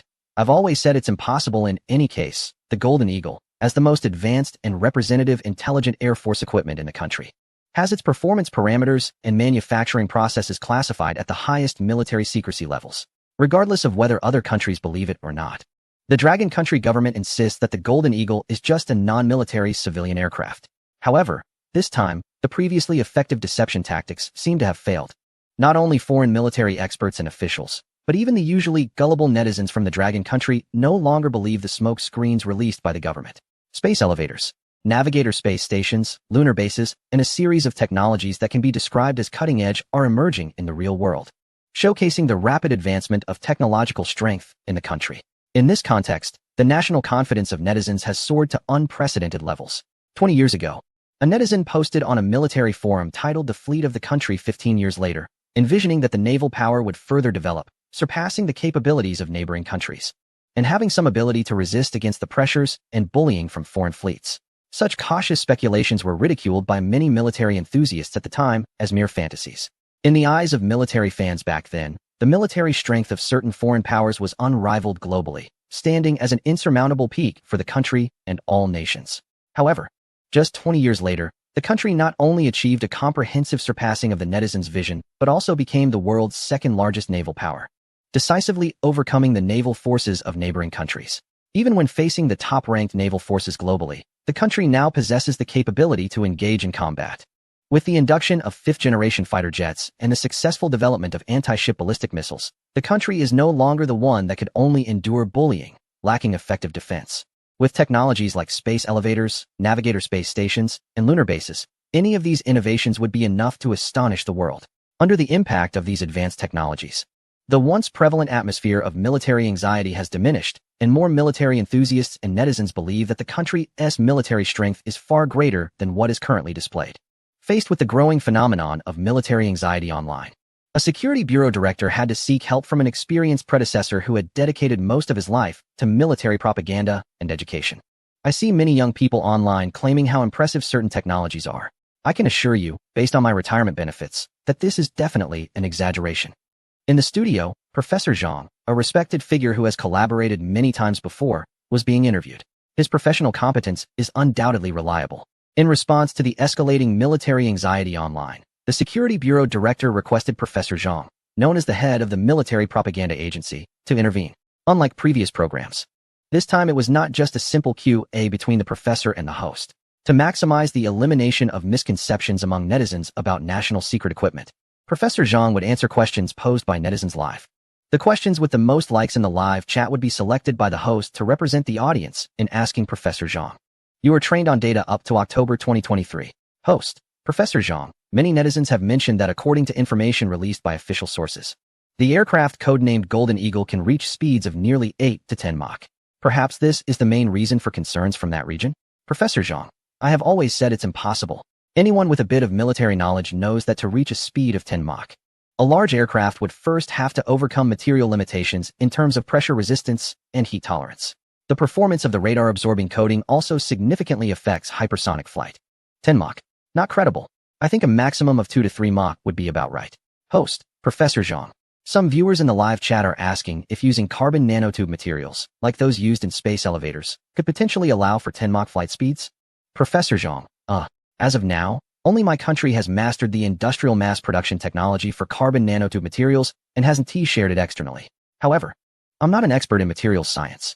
From my years of experience in military equipment, I believe this material will still need some time to develop before it can be applied in aerospace. Let us move on to the next topic. Host, Professor Zhang. A viewer is asking whether you intentionally or accidentally referred to the J-20 fighter jet, which was already in production planning, as the J-10 upgrade. Professor Zhang. That was purely because I didn't do enough research at the time. Everyone should know that I come from the Naval Department. and my understanding of Air Force equipment wasn't as comprehensive back then as it is now. At this point in the conversation with the netizens, Professor Zhang began to sense something was amiss. The questions were becoming increasingly sharp, and if he continued to respond passively, he would eventually slip up. He needed to regain control. Professor Zhang, by the way, the last time I went to collect my retirement pension, I met some colleagues from the security agency and talked about some topics that aren't exactly classified. I wonder if the netizens would be interested in hearing about them? Upon hearing this, Shirley in the studio was momentarily taken aback. This wasn't part of the script. The mention of the mysterious security agency immediately captured the attention of netizens from that region, who flooded the chat with inquiries about what was going on. Professor Zhang, you all should know about the military-industrial complex over there, right? The arms dealers, politicians, and military. This topic is a bit sensitive, and you understand what I mean. I often say that when analyzing issues, one must look beyond the surface to understand the essence, especially when it comes to international situations. Didn't the officials from that region recently say that military spending at their bases in another country would increase by 30? The increase in military spending was proposed by certain arms dealers, approved by local lawmakers, and agreed upon by the military base department stationed in the region. However, it got stuck at the point where the local government was unwilling to provide funding. Shortly after, the Golden Eagle incident occurred, which startled everyone in the region, and it is said that preparations are underway to continue paying protection fees. One might wonder if there is a possibility that the capabilities of the Golden Eagle are not as formidable as claimed, and that it was deliberately introduced by certain entities to intimidate the local government into continuing to pay protection fees. Ahem, of course, this is just my personal speculation as a retired individual. We don't know the specifics, nor do we dare to ask.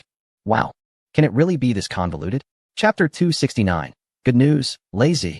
After listening to Professor Zhang's elaborate story, Shirley was completely bewildered. If he hadn't been involved in the Golden Eagle incident, he might have believed the essence of the matter was exactly as Professor Zhang described. Is this the power of the director of the Misinformation Bureau? Years of experience in misinformation work have sharpened Professor Zhang's ability to spin strategic narratives. By combining recent international military events and geopolitical news, which are all publicly available online and do not involve classified information, one can easily concoct a plausible conspiracy theory. The most absurd part is that this conspiracy theory actually sounds quite convincing. It is true that military spending at the local military base has generally increased by 30. The arms industry is indeed working hard to pressure the local government into accepting the increase in protection fees, and this information is accurate. Furthermore, within a week of the Golden Eagle incident, there have been internal signals indicating a desire to negotiate protection fees with certain parties. Clearly, the Golden Eagle's incursion into local airspace has frightened everyone, and it might not be long before the extortion of protection fees is declared a success. All three pieces of information are genuine events, and Professor Zhang has not engaged in any deception or manipulation. Even Shirley, as the head of the Security Bureau, could not find any issues. However, when the Golden Eagle incident is thrown into the mix, everything changes. Three accurate pieces of information, intertwined with one misleading element, could easily mislead anyone who doesn't possess unique channels of information like Shirley. Under Professor Zhang's guidance, nearly all the viewers from the region watching the live stream suddenly realized, and the more they thought about it, the more convinced they became that this conspiracy theory was indeed plausible and something that certain parties could do. True mastery of information manipulation is never simply about telling others what has happened. Rather, it involves creating a mix of seemingly plausible and misleading information that leads the other party to draw their own conclusions and arrive at a false narrative they believe to be true. Wow, the expert is indeed a seasoned military intelligence specialist. Looking at several news reports, there is indeed a possibility. The increase in overseas military spending by 30 represents a massive income of several $100 billion. It's astonishing how the military can scrape together such a large sum just by losing a bit of face domestically and internationally. TSK, I checked. And these news reports are all true. The military-industrial complex is truly frightening. They dare to fabricate in matters of national significance involving the military. Is there no law at all? Law? Haha. I remember there was a report a couple of years ago about an investigation into the expenditure of overseas military bases by officials. The investigator was found dead in his residence just a couple of days after arriving. A left-handed person shot himself in the back 5 times with his right hand. Think about that. The situation is dire. What a pity. I thought our advanced fighter jet would have more exaggerated capabilities. With Professor Zhang's steady output, or persuasion, the majority of viewers realized they had previously been overly optimistic. The country has made significant progress in economic and military development over the years, but there is still considerable room for improvement. Instead of being blindly optimistic and thinking we could compete with other powers, it's better to focus on hard work and solidify our foundations, avoiding arrogance. Nowadays, young people have access to far more information than 2 or 3 decades ago, making them increasingly difficult to mislead. The work of intelligence confidentiality is a long-term task. After the live broadcast, Shirley nodded in agreement with Professor Zhang's words. By the way, Director Shi, do you think there will be any reversal in the fighter jet incident? Professor Zhang suddenly remembered something before leaving and quickly asked Shirley. Last time, he was also called in to debunk rumors regarding the space elevator incident. Just after he dispelled the rumors, the authorities led a coalition of many countries to create an unprecedented space elevator. This led to Professor Zhang being humorously referred to as the head of the Misinformation Bureau by many online. No. The fighter jet is currently our most advanced Air Force equipment, at least for the next at least 3 to 5 years. Its specific capabilities should not be disclosed. That's good. There can't be another quick reversal. If that happens again, no one will believe my military debunking in the future. Now, there are some kids online saying we have to interpret the expert's words in reverse. And that worries me. I've spent most of my life as a military equipment expert, and after retiring, I've become a military misinformation expert. Who do I go to for justice? Professor Zhang helplessly shrugged his shoulders, and Shirley quickly offered some comfort. After personally seeing off Professor Zhang, Shirley was just about to head to the Air Force Equipment Department to check on the Golden Eagle, which had caused a stir among various countries, to see if there were any further developments. At that moment, Shirley suddenly received a call from Lu Lang. Brother Lei, after filming the new movie Paradise Space, I have gained many new insights into scientific research. Hearing Lu's enthusiasm, Shirley was taken aback. Xiao Lu, please elaborate. Is this insight aligned with my understanding? In that instant, many images flashed through Shirley's mind. Carbon nanomaterial industrialization technology, space elevators, navigator space stations, and that critically important nuclear fusion reactor. These are some of the technological products in my new movie Paradise Space, such as pulse rifles, UAV spy drones, powered armor, railguns, HDF destroyers, Black Antelope vertical takeoff and landing attack aircraft, and Raptor armed helicopters. The good news is that these technologies have great potential applications in the military field. However, the bad news is that compared to these new equipment, the 5th-generation J-20 fighter jet that we have invested a lot of manpower and resources into developing, as well as the recently unveiled Golden Eagle intelligent unmanned combat aircraft, may be somewhat outdated in terms of technology. Shirley what? Hearing Lu Lang's words, Shirley was stunned. The J-20 had been publicly announced for many years. Its advancement and whether it was outdated were secondary. The Golden Eagle was a new piece of equipment that had just been developed in recent weeks.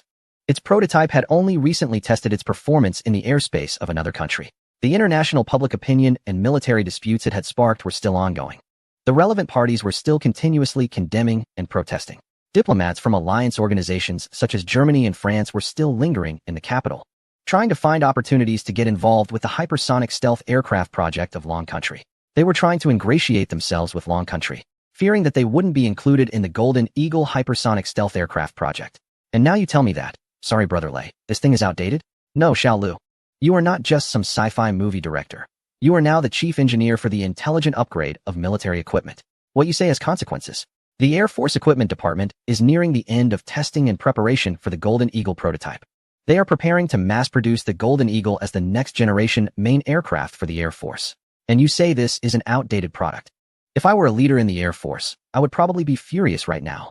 Shirley had not yet seen the movie Paradise Space. The project for the intelligent upgrade of land, sea, and air military equipment is still ongoing. As the head of security, Shirley faces unprecedented heavy responsibilities, including the security of key personnel, confidentiality of project plans, and the prevention and control of domestic espionage. He hardly has time to watch a recently released movie.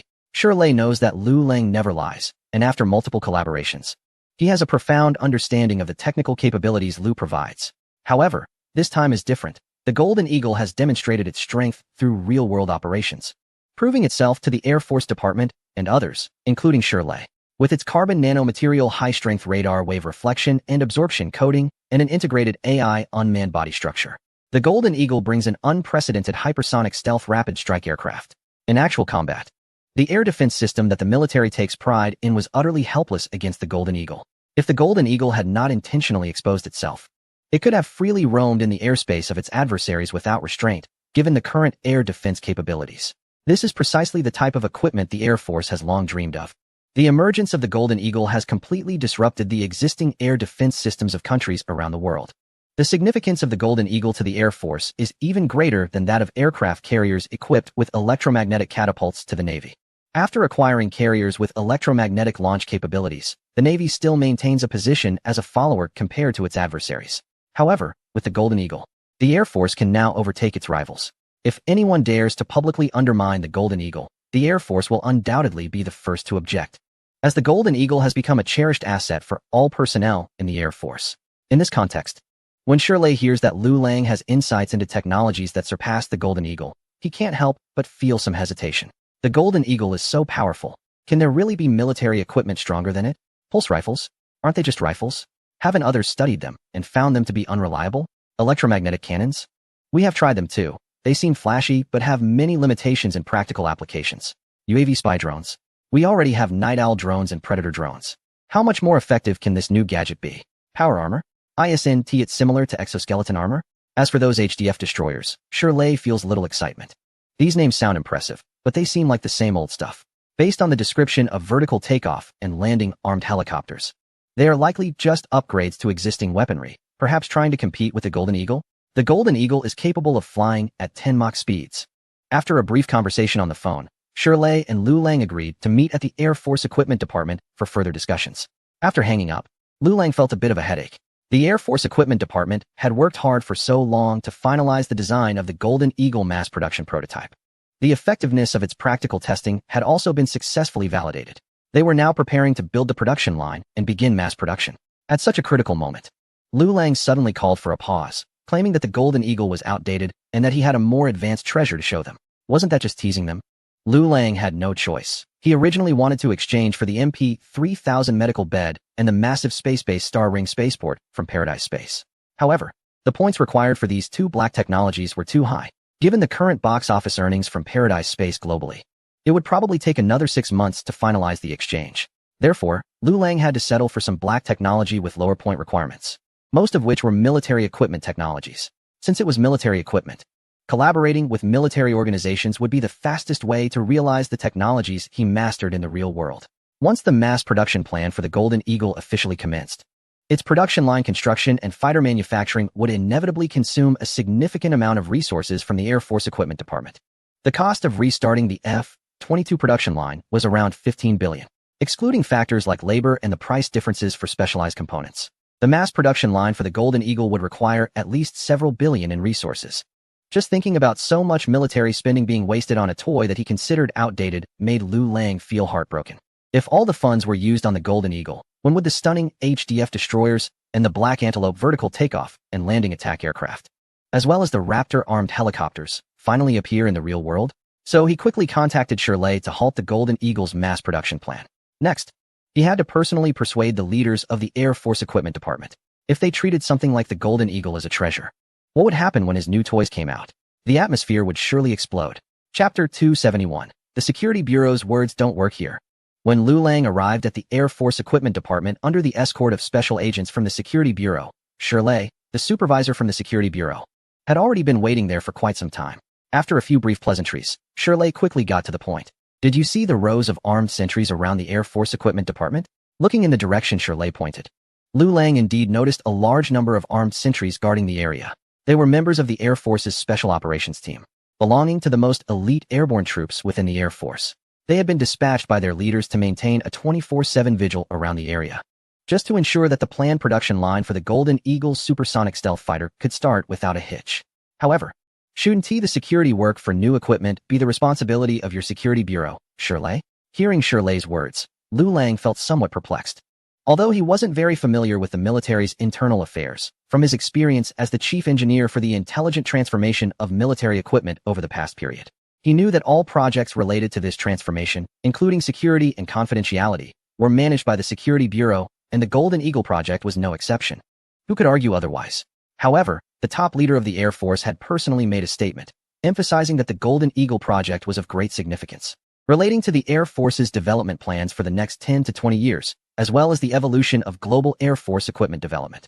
Therefore, it was imperative to ensure the steady progress of the Golden Eagle project at all costs. They even dispatched elite airborne troops from the Air Force to alleviate some of the pressure on the Security Bureau, which was originally responsible for the project's security plan. This was clearly a display of distrust towards Liu Lang, who came from the ground forces. It was absurd. It felt like being treated as an antique. After all, I've been the head of the Security Bureau for nearly 20 years. How could I possibly harm the Air Force? Lu Lang listened to Shirley's complaints with a knowing expression. I can assure you, with my experience as the head of the Security Bureau for nearly 2 decades, there are at least 3 sniper rifles aimed at us from unseen positions right now. Upon hearing this, Lu Lang couldn't help but be startled. Really, is it that serious? Shirley shook his head, looking somewhat helpless. You don't realize how eager our military is for advanced high-tech weaponry. For instance, the Army's latest Kwafu land combat system only approved 800 units in the first phase. To compete for these 800 units, several military districts engaged in rankings under the guise of exercises, and only the top-ranked teams could qualify for the first phase of equipment. The competition got so fierce during the exercises that they almost ended up in a brawl, resulting in hundreds of injuries. If they had been allowed to use live ammunition, it might have escalated even further.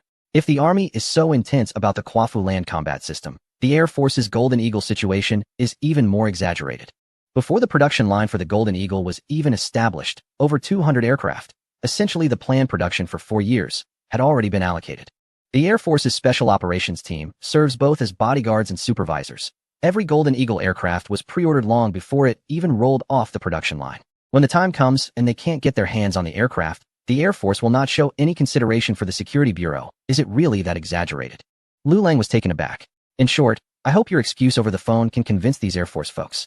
As far as I know, they are dead set on integrating the Golden Eagle into their forces. The Golden Eagle, with its unmanned and intelligent AI control, possesses advanced hypersonic penetration and radar stealth capabilities. Lu Lang was not surprised by its performance in the airspace of the island nation, as it was all within his expectations. However, he was unaware of how impressive the Golden Eagle appeared to professionals in the Air Force.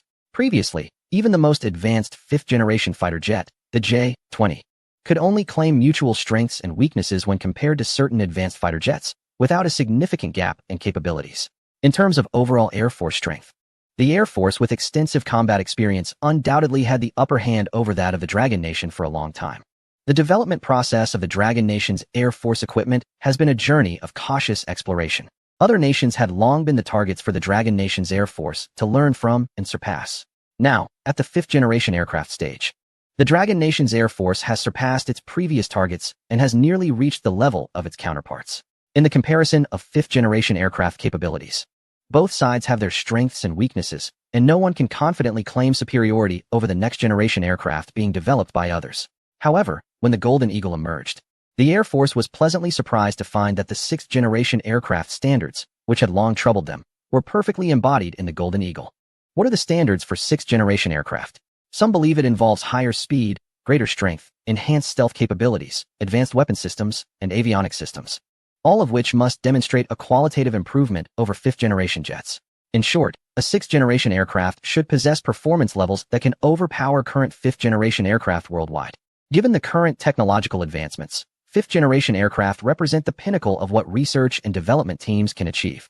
Any qualitative leap beyond this would require real human pilots, which has become a decisive factor limiting the advancement of 5th-generation aircraft. As researchers in the Dragon Nation's Air Force Equipment Department were grappling with how to develop a drone fighter jet with 6th-generation performance capabilities, the emergence of the Golden Eagle perfectly addressed the challenges they faced. Lu Lang then realized that persuading the Air Force to abandon their long-awaited, nearly perfect 6th-generation standard-compliant Golden Eagle would not be an easy task. However, since they were already there, they might as well give it a try, right? Upon hearing Lu Lang's words, Shirley shrugged his shoulders and could only express his anticipation. To be honest, he was also quite interested in the military equipment Lu Lang mentioned that could be even more formidable than the Golden Eagle. He seemed to recall Lu Lang mentioning equipment from the Army. He would have to ask more about it later. As Shirley pondered, he led Lu Lang into the military equipment department. Who ordered the work to stop? What? The Security Bureau? Their words don't carry much weight here in the Air Force. Get Shirku over here to explain. Is he the one behind this? As soon as they entered the building, they saw an old general with a shoulder insignia, shouting with conviction at the Security Bureau's personnel on site. Who is he? And who is Shirku? Lu Lang asked, puzzled. Shirku is my former superior in the Army, and this general in front of us is my superior's former superior. Seeing the figure of the old general in front of him, Shirley couldn't help but rub his temples in frustration. Chapter 272. Revisiting the sole focus on academic credentials. Upon seeing the old general, Shirley realized that the Air Force was well prepared. Although the Security Bureau and the Air Force were not subordinate to each other, this old general had once been a superior of his former boss. The Air Force sending this hot-tempered old general over was like making him feel 2 steps smaller. Cough, cough. Xiaolu, you go ahead. Before long, the two arrived at the center of the hall. The old general, noticing their arrival, turned around and, looking past the unfamiliar Lu Lang, immediately spotted the somewhat low-profile Shirley behind him. Xiao Shirtu, you really dare to come? Your position is quite significant now, huh? You even have the guts to halt the Air Force's projects with a single word? Do you know how urgent it is for the Air Force to get this new aircraft into service? We're waiting to put food on the table. No time for nonsense. Hurry up and resume the production line construction. Old leader, the order to suspend construction is based on solid grounds, following the planned expectations for military equipment, backed by scientific reasoning, and, upon hearing Shirley's words, the old general's gaze sharpened. You, with your correspondence diploma, are trying to talk to me about scientific reasoning? In my life, I can't stand those who are empty-headed pretending to be cultured in front of me. Experts from the Air Force's equipment department and frontline combat pilots have already held briefings within the Air Force. The new aircraft has been confirmed as the next generation of main fighter jets for the Air Force. Should I believe these experts, or trust you with your correspondence degree? The old general showed no hesitation in expressing his disdain for Shirley's academic background, leaving Shirley blushing with anger. Old leader. I don't agree with you saying that. Who says that those with lower education can't have scientific reasoning? Besides, my diploma isn't considered low in the military. What? You want to compare with me? I was carrying a gun in the South since 1980 to teach those ingrates a lesson, and you were still in diapers back then. The old general's few words nearly pushed Shirley into silence. This comrade beside me, Lu Lang, is the chief designer for the intelligent transformation of the new aircraft and a series of military equipment. He is even a graduate in film studies, you know. So your focus on academic credentials is simply misguided. Standing aside and enjoying the drama, Lu Lang suddenly realized Shirley had shifted the topic to him. Upon hearing Lu Lang's name, the old general perked up. He had certainly heard of Lu Lang before the new aircraft incident. When the intelligent AI project started reaching the Air Force, he had heard many stories about Lu Lang. Carbon nanotube materials, space elevators, radar wave absorption coatings, the Navigator space station, and even the world-shocking nuclear fusion power plant. Given the old general's experience and confidentiality level, although not aware of the specific details of these projects, he knew that they all relied on Lu Lang's research achievements. In his eyes, Lu Lang was undoubtedly a national treasure in the scientific community. In those years, perhaps only national treasures like Qian Shuesin and Deng Jiaxian could compare. The old general, who hadn't read much in his youth and had spent his life in military service, despite achieving significant accomplishments in the army, always felt troubled by his lack of education. He has always respected truly knowledgeable individuals, especially those whose expertise can contribute to national construction and military equipment development. So you are Mr. Lu Lang. My apologies. I have long admired you from afar in the Air Force Department. Upon seeing the other party's serious and somewhat reserved demeanor, greeting him so formally with a handshake, Lu Lang felt a bit overwhelmed. Just moments ago, Shirley had almost been scolded directly, and now the attitude seemed to have completely reversed. Lu Lang felt it was a bit much for such a senior general to address him in this way. You flatter me. Just call me Xiao Lu. When at work, we should address by title, so I'll call you Chief Designer Lu. Lu Lang and the old general exchanged polite remarks, while Shirley watched from the side, feeling a mix of emotions, his mouth twitching. Wow, such double standards. Right in front of me. Your correspondence course diploma already represents the limit of your intellectual capacity. Chief Designer Lu only has a bachelor's degree, but that's because he no longer needs academic credentials to prove himself. As if sensing Shirley's thoughts, the old general turned to him and launched into a sharp retort. I didn't say anything. Shirley felt like crying, falling silent on the spot. After finishing with Shirley, the old general quickly turned back, amiably discussing the main business of this visit with Lu Lang. Actually, I asked Supervisor Shi to help halt the Golden Eagle project. Lu Lang was organizing his words to explain further. Upon hearing this, the old general's expression shifted to one of realization. I believe Chief Designer Lu made this decision for well-founded and scientifically based reasons. Seeing the old general attentively listening, Shirley looked on with a resentful gaze. Currently, the performance of the Golden Eagle indeed surpasses almost all mainstream active fighter jets around the world. Its strongest capabilities in hypersonic cruising and formidable stealth can effectively evade most current air defense measures. However, beneath its performance advantages lies an issue that perhaps everyone has overlooked. As Lu Lang's expression grew serious, both the old general and Shirley were taken aback. An issue? The Golden Eagle has no problems. It can be considered an all-round fighter jet, excelling in speed and stealth. It's practically a dream machine for our Air Force. Could it be an endurance issue? Indeed. If one wants to achieve a cruising range of over 2,000 kilometers, all weapon positions in the cabin must be cleared to install auxiliary fuel tanks. Although the old general is responsible for the airborne troops in the Air Force sector, as a senior Air Force officer, he still has a certain understanding of key information regarding military aircraft. After careful consideration, the only real issue with the Golden Eagle seems to be its range. With a maximum cruising speed of 810 Mach, the Golden Eagle also consumes a significant amount of aviation fuel. If the backup fuel tanks are abandoned and it is fully loaded with a complete set of weaponry, its effective range will be greatly reduced, reaching only about 1,000 kilometers at most. Endurance? No, I think the bigger problem lies in its appearance. It looks too much like a certain country's B-2 strategic stealth bomber. Chapter 273, Flashy Black Antelope Appearance? Upon hearing this issue, the old general was momentarily taken aback, and Shirley beside him also looked puzzled. The appearance resembling the B-2 strategic stealth bomber shouldn't be a problem, right? Are you worried about some so-called plagiarism issue? That's a concern for civilian, commercial aircraft. In the realm of military equipment, patent law